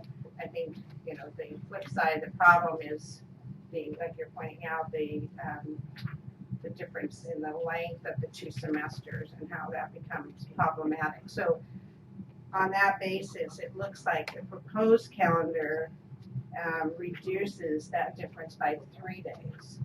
If I'm reading this correctly. And I have no way to say if that's significant or not. I mean, I would have to look to all of you to say, does that make, a significant enough difference up against any problem that might be caused by starting? I mean, we can count days, but the truth is it really is almost a week earlier in August. It's kind of like, just kind of look at calendar. It's a pretty significant difference. And I think ultimately people will get used to everything. Like I said, we all grew up, we didn't start until after Labor Day, and, we can get used to it. So I don't really have a problem with that. I'm more concerned about the timing of it. And as Mr. Warren said, the timing of the notice and people planning. So I guess my first question is, I understand you answered the question about June. And I guess in these particular years, it would have to be like 3rd, 4th, or 5th or something. I don't know if there's a certain number of days in June you have to hit. Just one. Work day. So for example, this year could have ended on June 1st. We really could if we had done it. If it were a work day. Yeah, right. Yeah. So anyway, okay. So I explained that. But so I guess my question is, does reducing the difference in the 2 semesters by 3 days significant enough to warrant starting really a week earlier? I think that's the main goal now, is try to deal with the imbalance of the semesters, right? It's kind of, and I know you mentioned a lot of other things, and I can't, there's no way I can begin to fact all that, so I realize those are important too. But I think that's kind of the biggest issue, is trying to reduce the gap and the number of days between the 2 semesters. And leaving it as it is, and understanding on this calendar there are other days as well that possibly could be shifted within it, but leaving the beginning and end date the same. shifting those 3 days from one semester to the other, just my quick math, subtracting and adding here, it changes it from a 3-week difference between the two to a 2-week difference between the two. And I think it's because it just happens with the weekend and how that worked out that it gives you that extra break. And there were other conversations. If you look at the proposed calendar on January, let's see, there are different ways of looking at the 3-day weekends in February. Those were discussed and debated. And then also the days that come back after the break. And so there were different proposals regarding things within. Right, I mean, you could spend forever moving things around, and I didn't. But the goal was to not move any from the first, and if you wanted to move something, you do it from the second to cut down. So I think just my summary kind of is that, given all the variables, if we feel like it is critical to start as early as we're proposing on the 16th, could we, as kind of what Mr. Orange talked about, postpone the implementation of this calendar by a year? So then at least people have that much more notice. Because, that people don't watch board meetings and they don't listen, they don't even know this is happening. And we can make all kinds of effort to communicate, but until it's in their face and saying, so I think it just gives more time to get the word out. I'm not saying we revisit the decision at all, make the decision, but then say that's just another thought that I have to two things again. If we really feel like it needs to start that early to try to gain the time and even it out, unless there's some other strategy, could we think about postponing the implementation? I'm not asking them to ask questions or things to think about.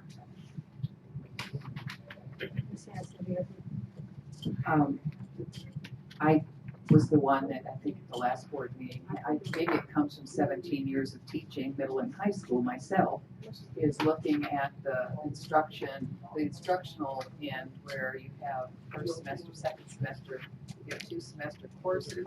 It's fine if it's a year-long course. I was questioning how many courses we had now that were semester. And also when he talked about econ and government is pointing out what it's like from a student perspective, which is there's a certain amount of instruction you have to do in those semester courses.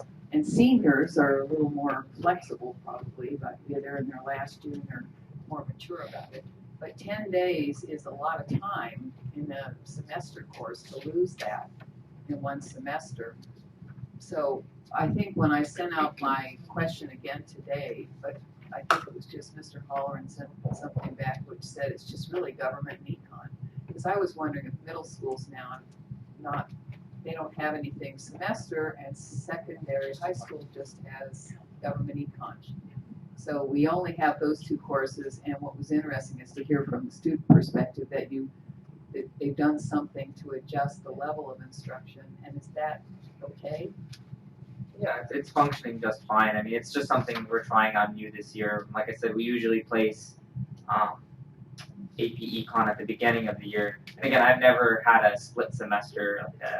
Everything has been all year long for me. So we've moved AP Econ we've moved it to the second half to try to keep it close to the AP exam. So that's just how we're kind of adjusting and handling the differences. Okay, because that makes sense. It does, and so I appreciate hearing that from the classroom perspective that the accommodations are made. I did look at other school districts because I know some of the other school districts, and they also have 85, 95, 2 different semesters, the same thing. So that didn't exactly erase the problem, but it reinforced that, as Dr. Meyer showed, there's a very small window when we're all starting and stopping. And the number of instructional days is similar in other school districts where the first semester has fewer.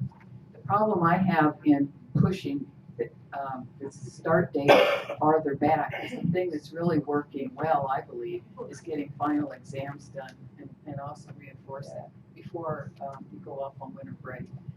Both for the teachers and for the parents and for the students, there's a relief in instruction I always wish I had that as a high school teacher, that I could have wrapped it up.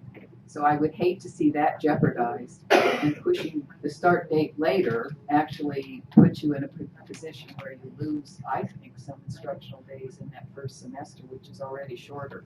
So I would not, anytime you make a shift, people are going to be unhappy and uncomfortable. And some people are going to be angry and some people are going to be thrilled. So I think sometimes you just have to do it. So that's why I'm no longer kind of balking at this idea that we can do this now and approve it for 2 years. But I don't know if you've looked at the football schedule, but do you realize when they're starting practice now? You were talking about the supervision mode. They are going so darn early in July now.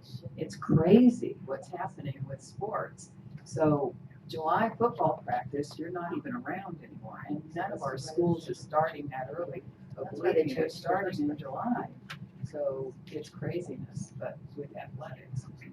But I don't have an issue, I think there's a way to accommodate in the semester course. It'd still be nice if they were the same.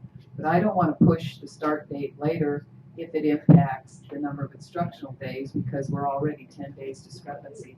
And I really value finishing final exams before winter break. I think that makes a difference for student learning. I believe this year there's a 16-day difference. It's 82 and 98, if I'm reading it correctly. And what I was proposing with August 20th, we'd actually gain, it would still balance, it would move 1 day. We would gain a day, and the intent would still be that we would have winter break coincide with the end of the finals. Okay.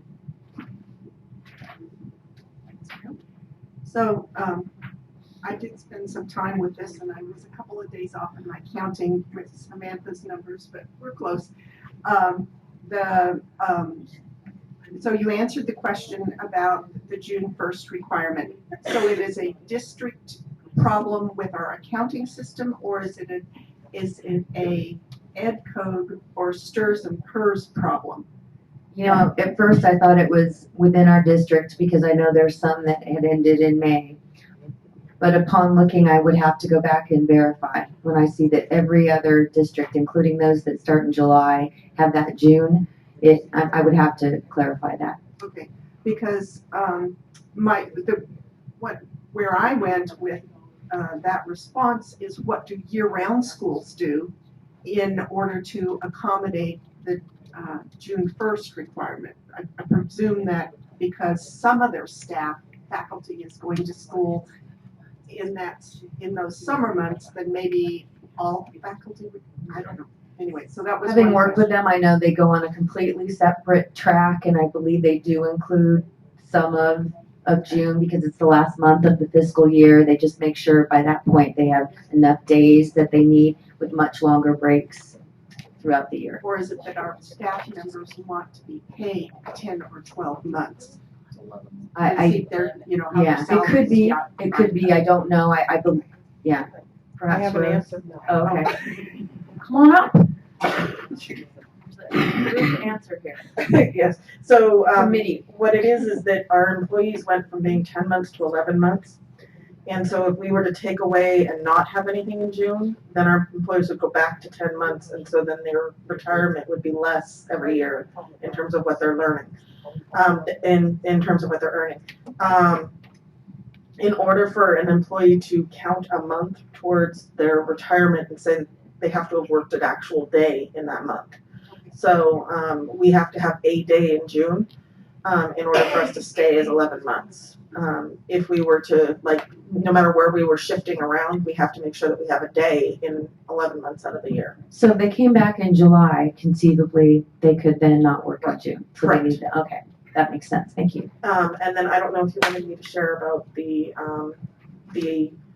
semester classes. The only other ones other than government econ is elective classes. There's some art design, some CTE classes. Most of them are like part A, part B type of classes. But there's maybe 7 through the whole district at the high school level. And then at the middle school level, there are all electives that are quarter or semester. But they're there for the wheels, etc. Okay.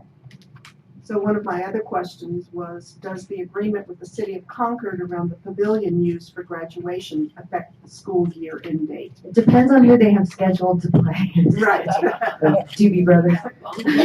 That was a question, that came up. That's a good question. So there's one that I know that everybody's going to raise their eyebrows about, but was consideration given to restore the 1 to 3 instructional days during Thanksgiving week? I know that the district went to, I know. Are you asking me personally? No. But for me, the same argument can be presented, that students are gonna forget their instruction for a week because they're out of school for a week just as easily as they will forget instruction during 2 weeks at the Christmas holiday. That first semester has quite a few vacation days. I recognize that that's probably taboo, but I felt like we needed to at least comment about it. I know I have enjoyed the week off, especially when my kids were still in school. And yes, I loved my children. I wasn't ready to throw them out, but that would reduce the. It provides flexibility in equalizing the instructional days between one semester and the second semester. I know families take holidays for that, especially if they're traveling to the East Coast, and it's an important time for families. And we did see it. We did see attendance across. I think we would just see a big 88. That led to that decision. It was slowly kind of creeping, and that's why I asked about the Monday. We want to also make sure we don't have dangling days in June. Right. So, but I felt we needed to at least give a voice to that, to make sure that it shows that we've discussed it, and there are various strong opinions about those 3 days. I was concerned about the difference in the instructional learning based on the 10 days and the 16 days. And I'm pleased to hear that Concord High School made an adjustment. Did all of the high schools make an adjustment between Gov and Econ? And maybe we don't know that answer at this point in time. I can. Do you the know? Example that was alluded to was an AP honors kind of split. Most students don't take those courses, so it's more the traditional government econ. And Together. the adjustment is not a difficult one. It given enough time. Are there any, and maybe we don't know, to me, I keep going back to that government, to take an AP in government and econ would be a great opportunity. So when it's shifted like that, it denies you a little bit of that opportunity. But you did indicate that the AP test is in May, so. Yes, you're right, you're losing days there's all on the other end there too. Right, so. So we should, we could start August 1st. or July, and then, no. Then you have the 11 months. At this point in time, because we've only implemented this schedule for 1 year, we don't know what impact there will be on the statewide testing, at least for 6 months, because students haven't taken the test this particular year. Right. And we don't have a variable to determine a constant and a variable to determine what the effect might be. And that may take more than 1 year. My first inclination was to support balancing the days as much as possible between the 2 semesters. And for this 18-19, I was questioning, what is the holiday on January 7th, or was that just provided as an extra day prior to coming back? Is that a legal holiday, No. or was that a bonus That day? was balancing. And that would be a day that you could conceivably move anywhere. Thank you. And cut off the end. Awesome. You have an opinion on this?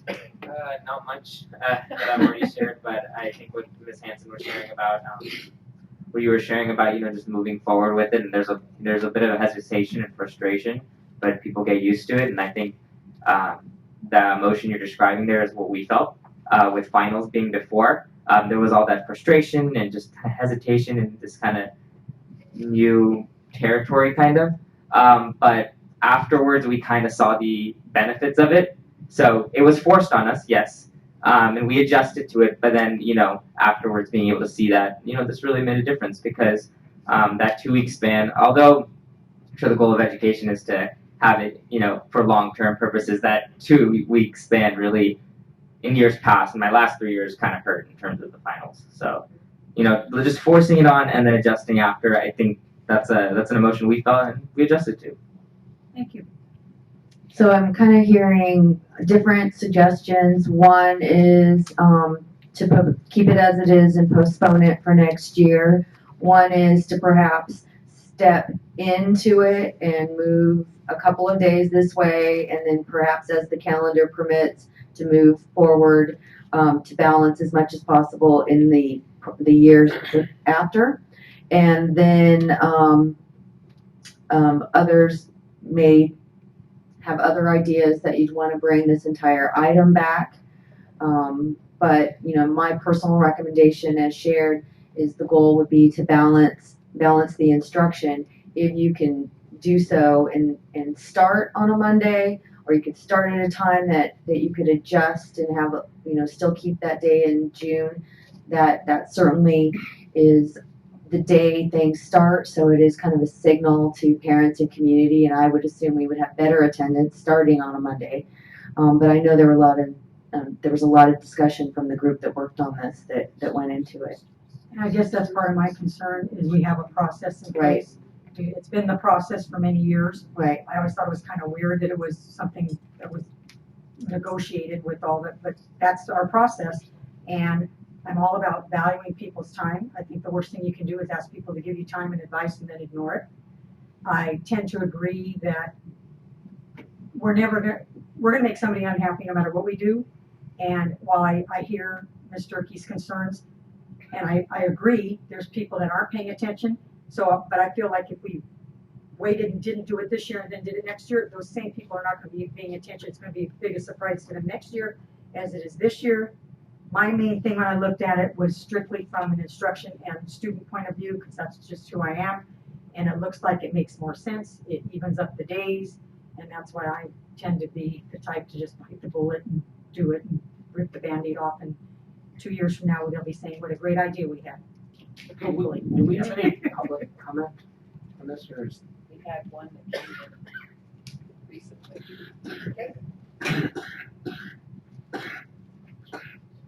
Dan Reynolds.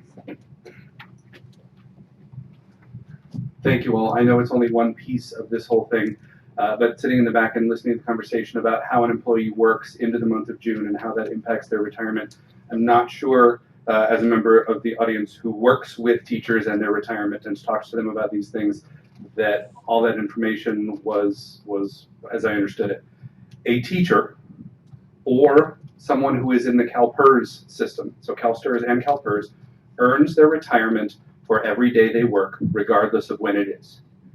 And if you're even looking at a fiscal year, June 30th is the end of that. And so it would not matter for a teacher or an employee who's in CalPERS for their retirement in any way, shape, or form in terms of them earning service credit or how it's calculated or how their retirement benefit is calculated if they were ending their year in their career in May or June, because you get credit for every day that you work.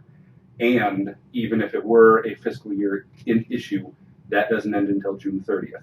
But even then, as I understand it, CalSTRS and CalPERS do not look at whether you end in May or June. You get credit for every day that you work, and that's used to calculate your end retirement. Thank you. Thank you.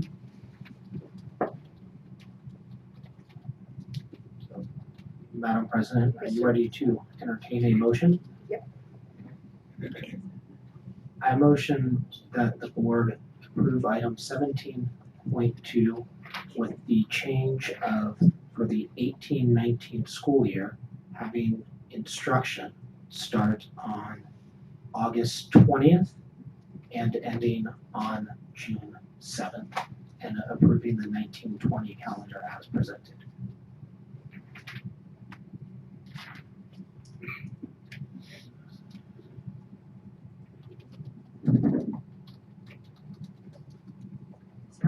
I'll second.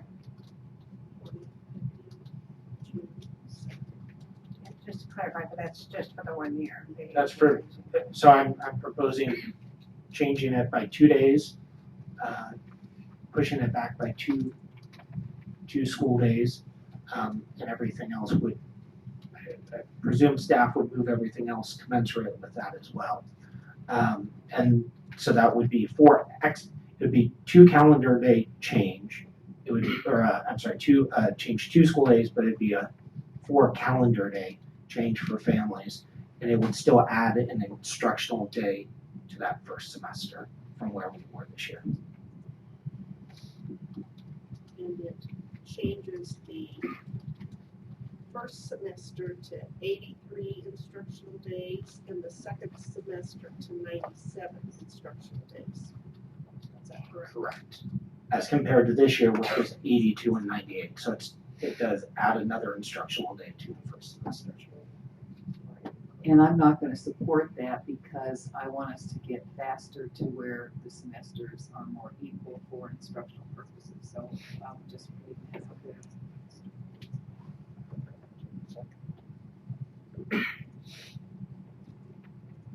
Any more comments? Okay, we go ahead and vote.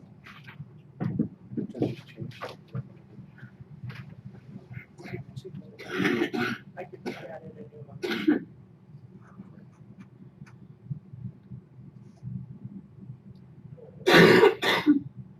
And that does not pass. So I would entertain another motion. Madam President, I move that the board approve let me go down to the agenda. Get this to this one.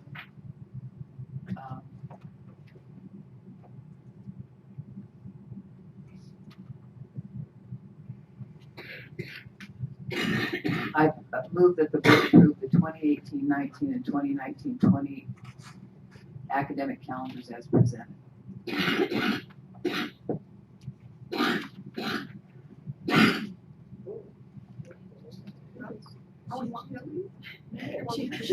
She's our medicine here.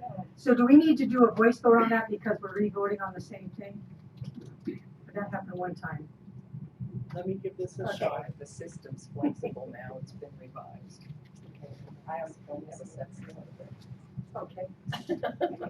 And when she figures that out, we'll see if there's a second. Okay. I'll second it for discussion. Thank you. Well, I will say, while I'm not happy with the discrepancy in the semesters, I think we're moving closer, faster to consistency. And I also support the fact that it's fairly consistent, having looked around the county with other school committees, and that in our match with them often makes a difference. So I say we move forward and then continue to try to balance this better in the future. But I also like the idea of 2 years being presented. Okay, well, it looks like they figured it out over there, so we can vote again. Well, maybe Mrs. May Oh, has there may be discussion. more discussion. She may have discussion. So my question would be to Dr. Meyer. Do you believe that if we were to delay the vote until the next meeting, that staff would be able to look at the 18-19 year and present different dates?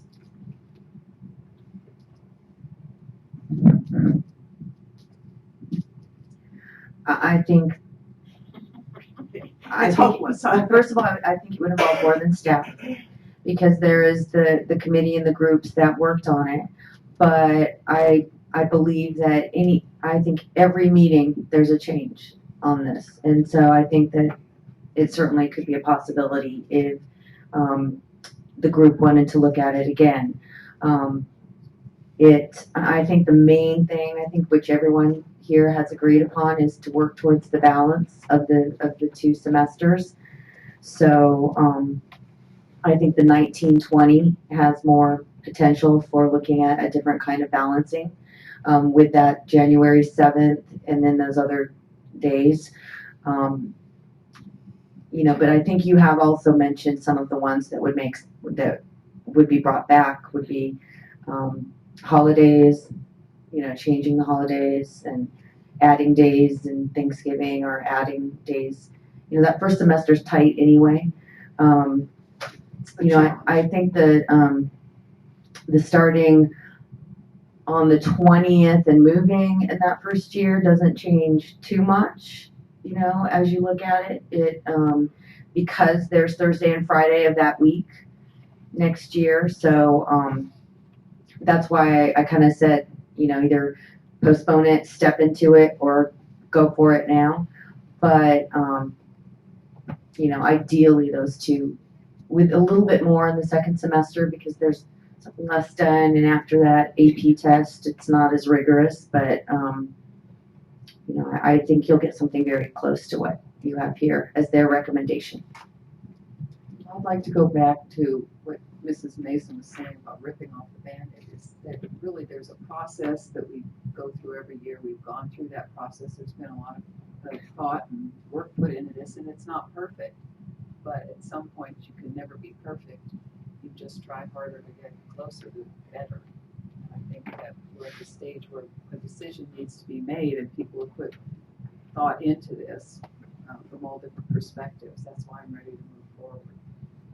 I would just simply say that I've heard from dozens of families, and they've overwhelmingly supported asking for it to be moved back several days. And so, yes, we have a process, but I've only heard, I think, from one person, one family that supported the proposed calendar. I heard from one person who wanted to move it forward even more, but I heard from dozens who asked that we move it back. So I don't think that all voices are being heard, because just I'm hearing overwhelmingly from families that even just moving it back those 2 school days would have been a step in the right direction for them. And I, you know, just in comment to Mr. Lawrence's, you know, in reply, I believe that, you know, really there are 2 points of view depending on elementary and secondary. Right. And so I think we need to acknowledge that as we move forward towards this and not ignore one towards another, although there is certainly a strong need. I keep thinking AP government, but I think that we need to recognize that how this impacts the summer learning and other things that are occurring there as well. I can also say that I had as a third suggestion the part about bringing this back, as you spoke to, Ms. Mayo. I would say rather than like move the day a little bit here up on the dais as we're sitting here, that the preference would be to go to the group who worked on it, because I did not sit on that committee, and to say, here, you know, do you see any other way? But we can't do that too many times. We want to get it right on the 22nd if we do wait, because the sooner the better. We started earlier this year. We're ahead of where we were last year, but soon enough we won't be. So those would be my 3: postpone or bite the bullet, postpone, step in, or bring back. So I just want to underscore the point I made earlier that I don't disagree, you know, and first of all, I want to say I always appreciate committee work. I've been on lots of committees myself, so it's not to be disrespectful to that work at all. But to me, it's a significant change. I'm not saying it's not a good change. You know, to me, it's about the timing, as you know, we are in January, and you know, August is really not that far away. So I was really just trying to look at, is there some way to, you know, this is one way to do it is change it a little bit, and then the next year change it to the proposal. I just really feel strongly about that part of it. Again, for folks who, you know, no fault of their own, aren't aware, and you're right, we could wait here, but I think that we have to, with the big change coming, make a super duper effort to make sure people know about it. That would be on us too. So I just want to be clear, I'm not against the change. I just think it's about the timing of how we can make these into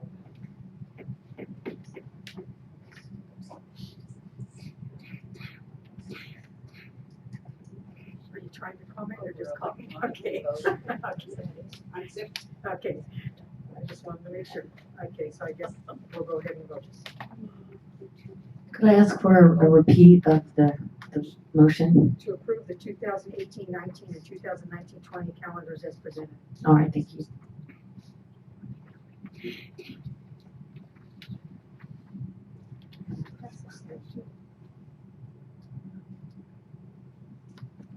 Alrighty, 17.3, purchase iReady licenses.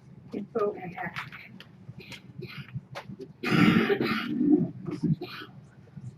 Anything you need to alert us to here, Dr. Myers? No. Okay. I was just curious why part of the diagnostic tests, the first group was $4.50 per unit, and the second group was $3 per unit. So was it because we reached a volume discount level? I don't know. I would have to ask our team here. Jennifer Sachs. Good evening. If you're taking a look at the product name, you have iReady Diagnostic Reading, and then you have iReady Instruction. So the diagnostic, the student takes the test or the assessment online, and it determines kind of where they fall on that assessment. And then the next step of that is utilizing the instructional modules, and that's why that one is at a different cost. But in the first PDF that's posted, it shows the unit, the cost for the diagnostic unit is $4.50 on page 2 of the PDF. The codes on which percentage don't match the PDFs. The overall amount is right. It's Mhm. $94.50. Mm-hmm. And then the second PDF, the code, whoops, wait a minute, make sure I close the right one or I'll be closed out of the system. The second quote for the diagnostic is $3 per unit. There's one that has for 9 months and one that has for 6 months. That's the difference. And I can't tell you at this moment exactly, it's the proration. If you take a look at the special notes at the bottom, the pricing reflects the proration, the 6 months, to align the subscriptions to the districts. Okay, I'm remembering now. So we're trying to align all of our contracts at the same time, which is why the proration looks, the per license amount looks different. Okay, yeah, all right, thank you. Oh, no, thank you.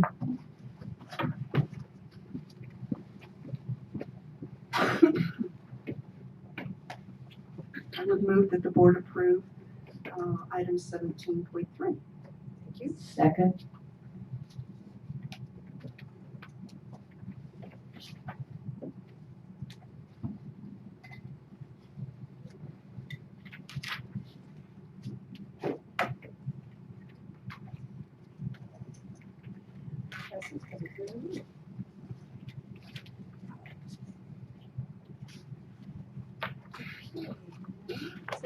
Pulled. 17.5, opportunity for public response to the initial successor agreement proposal for public employees union local number 1, clerical secretarial and technical unit in Mount Dale Unified School District. We had that on for information at our last meeting. Correct. So it is here for action for this meeting.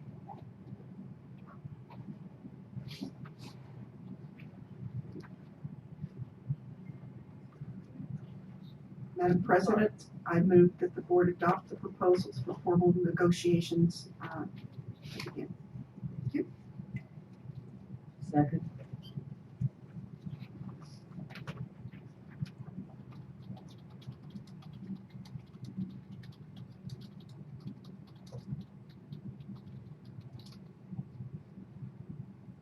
We have no public comment, no comment cards on this.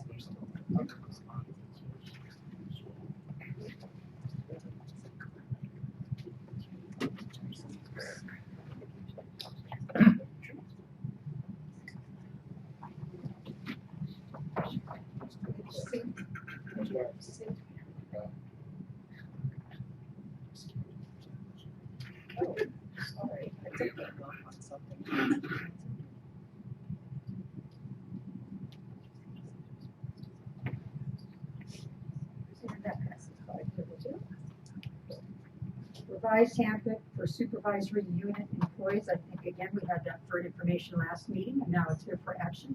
Is there any discussion regarding that? If no, I'll entertain a motion.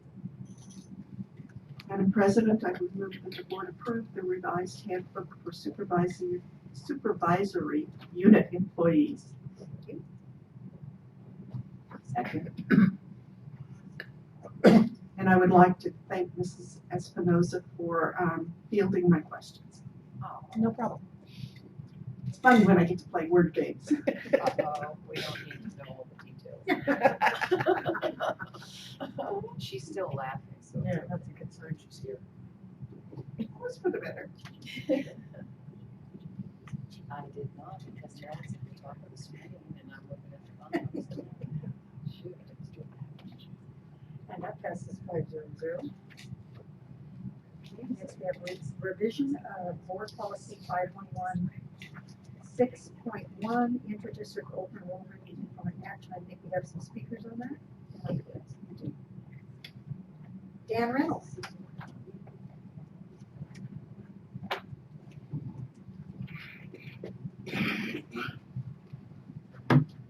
Good evening, all.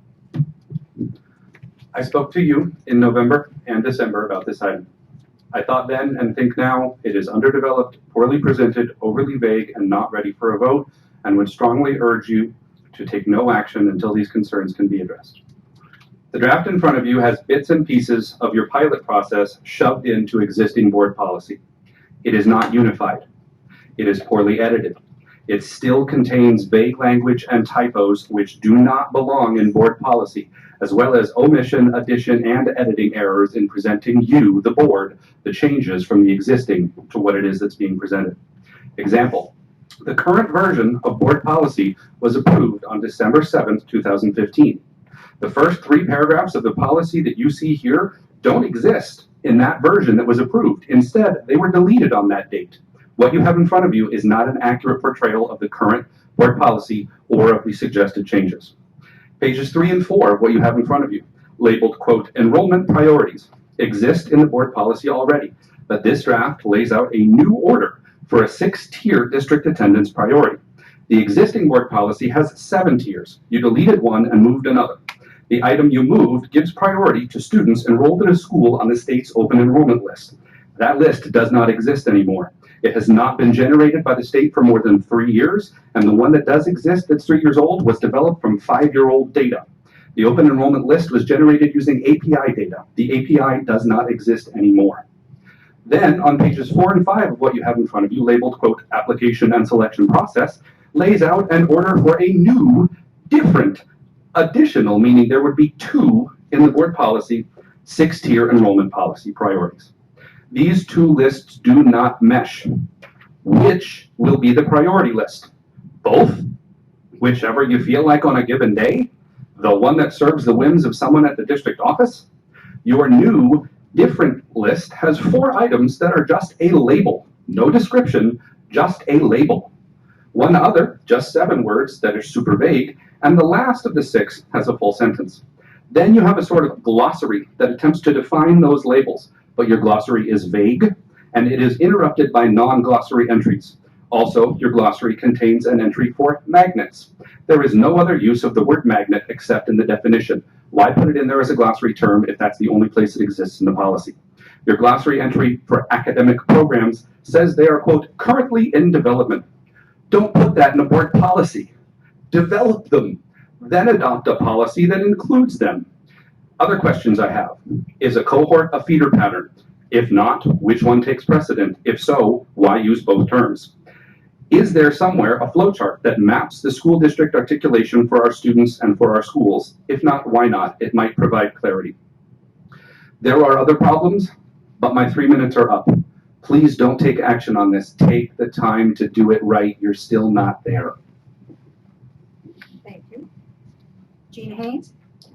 Are you going to be speaking on anything? Can I hear what you have to say? Excuse me. She's asking, is there a staff report? Oh. Is that the same for you? Well, okay. Is there a staff report? No. Okay.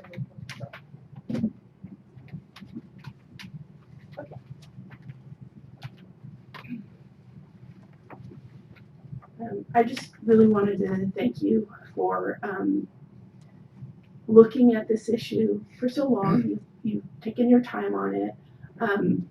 I support it, of course. I think it fixes a split, which is something I've been here meeting after meeting asking you to do.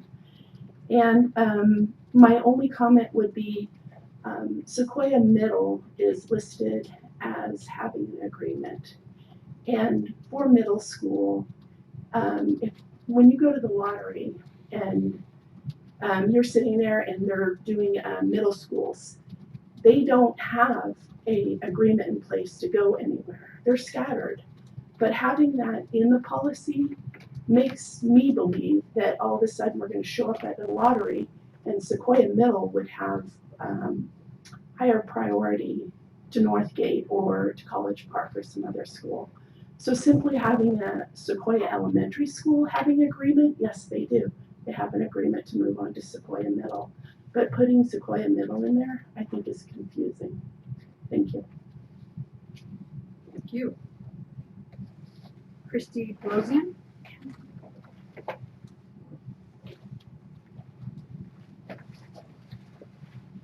Good evening, members of the board, Dr. Meyer, members of the audience, and awesome. I also want to thank you for moving this forward. I know a lot of work has gone into this actually, and I too support it.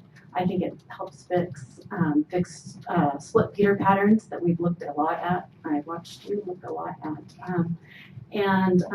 I actually was going to urge that in support of this for the cohort priority in the next upcoming lottery, which is, I believe, coming up in February.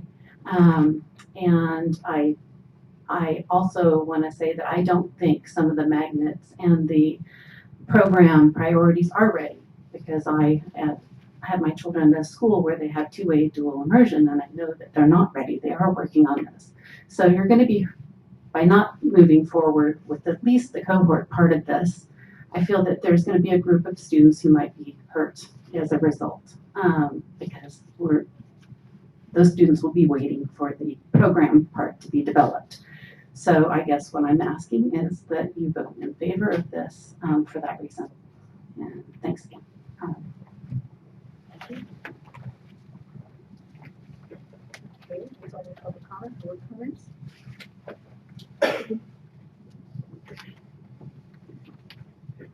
My comment would simply be, I don't think this is perfect, but I think it is a step in the right direction. I think we will need to make adjustments to it, but I think it addresses some rather significant issues that we've been struggling with, and will bring peace of mind to a lot of students and families who currently have a great deal of uncertainty. It will go towards what we've articulated as core values of helping communities stay together, and the benefits that we see in the educational process when that happens. So I think that, I don't know if we can do this as part of the process. I agree. I think my inclination is to want to move forward on it, and I've read lots of board policies, and I really usually want to rewrite all of them, because just the way they're structured can be kind of awkward, but I think this accomplishes the goal. But I do think maybe a little wording adjustment for the reference to Sequoia, Mount Monty Garden, Sequoia Elementary, and Sequoia Middle. If I'm interpreting correctly, I think what they're saying is Monty Garden, Sequoia Elementary to Sequoia Middle. Not that Sequoia Middle then, has an agreement. So maybe we can just say, the word to Monty Garden, Sequoia Elementary / to Sequoia Middle, and that might clarify that.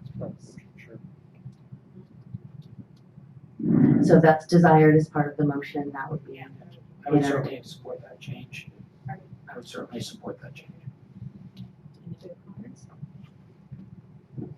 I view it like the academic calendar. It's not perfect, but it's a step forward to addressing some of the issues that we've been grappling with. And I agree that it's time to provide that kind of reassurance and security. And the thing about board policies, Ms. Durkee's right, you always want to rewrite them just by nature. And they can be revised along the way, but I think what this accomplishes is that important step in providing some answers to some questions that have been drifting around for a long time. So I think you have to at some point make a decision and then monitor. So my question was, why was the statement added about magnets? Because we because they're not mentioned in the remaining part of the, I'm sorry, part of the item, of the policy. And currently those magnets have, are still within their same high school feeder pattern. By magnets, you were talking about Wren, Holbrook, and Sun Terrace, presumably. And so they don't have a new middle school or a new high school for attendance. No, I think it speaks to the community speaker who shared that as we've started new programs, they do not have a complete articulated K-12, sometimes even K-8 pattern. That would be something that would come back to the board. But it gives credence to the fact that that is in development, and as that becomes developed, it will be part of a priority. And do we consider the dual immersion program at Bancroft a magnet? Do we describe that as a magnet as well? Yes, we do. Okay, all right. Then, but we don't have a middle at this time. Is it described, it's not described in this policy, it is described as a magnet in this policy? And it's not in this policy. Oh, no, it's not. No, I just was asking that question.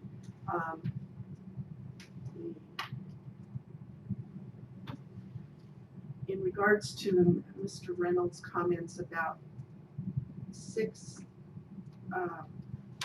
items in one section and 7 items in another, I'm not seeing that.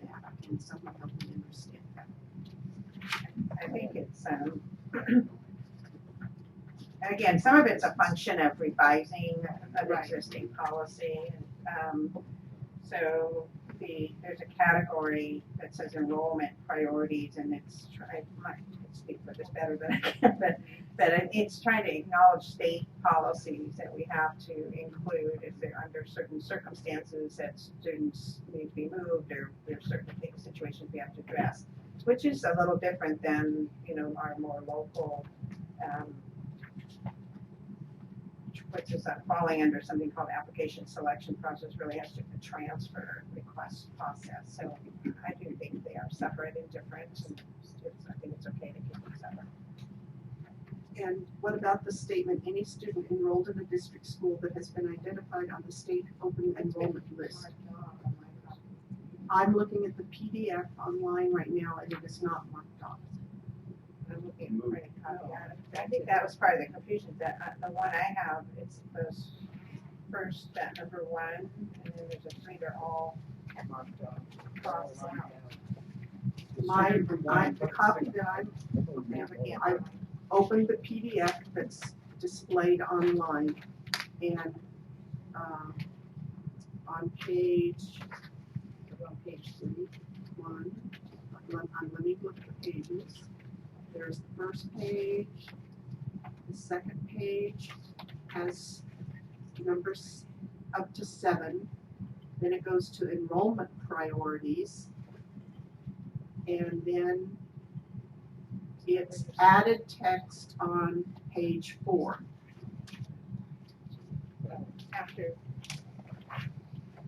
And I can share it wasn't an original draft, and the community speaker was correct that we then looked to see that we knew it was outdated, but they were still insisting that we have it within our information, and we have since received information that it can be taken off because it is from 5 years ago, and they do not have a new process as part of Every Student Succeeds Act.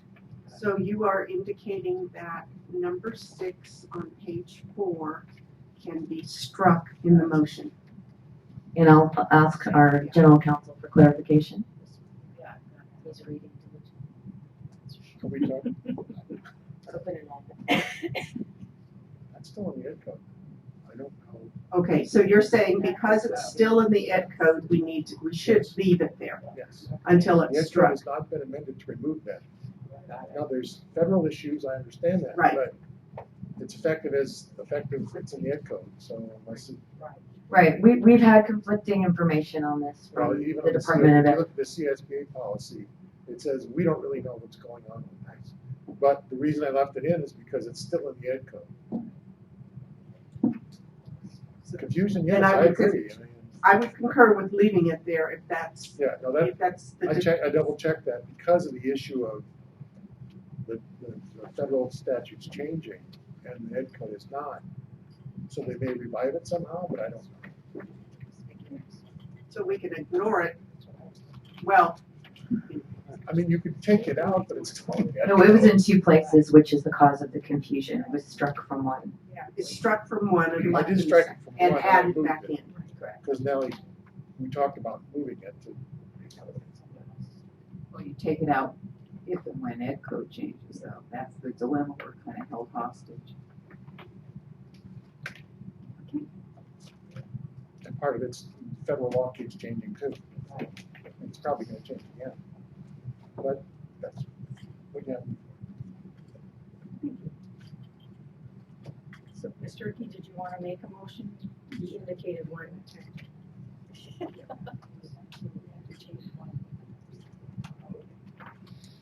yeah.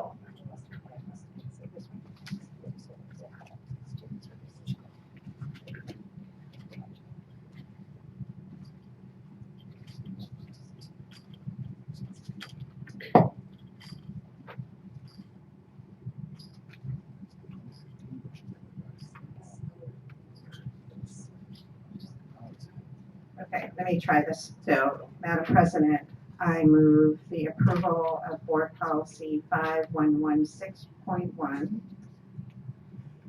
with the change.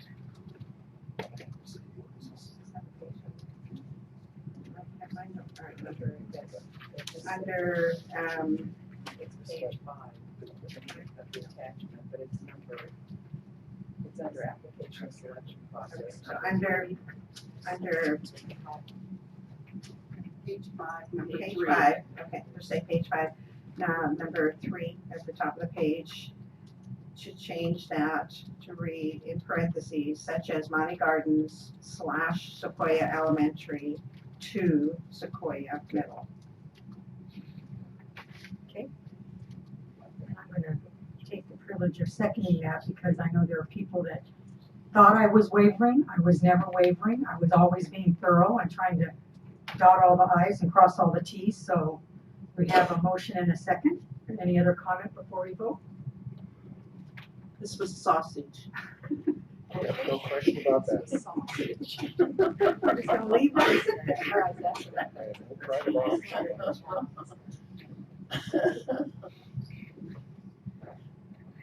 They're just going to make sure they capture that motion correctly over there.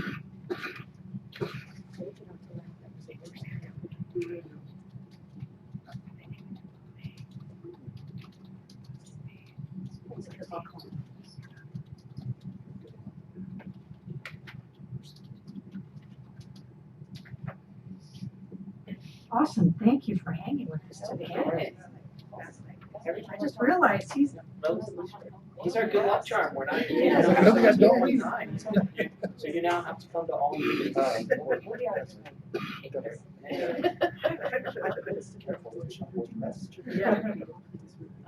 United States President, I'm holding Yeah. Joanne? at least 7 are. Debbie would like to make the motion. Yeah, I just read it. Yeah. Yep, is that all right? Yep, thank you. Thank you.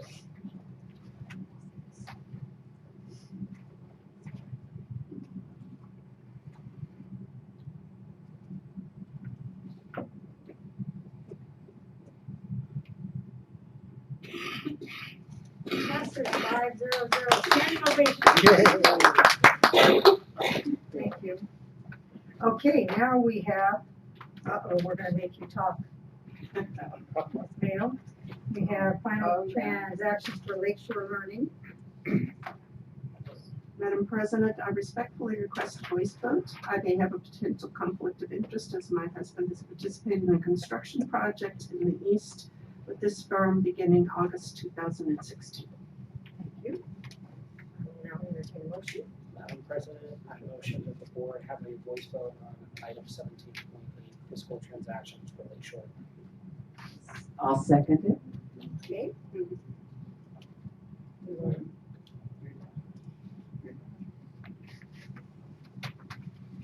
There's a motion motion okay. What was the motion, Mr. Lawrence?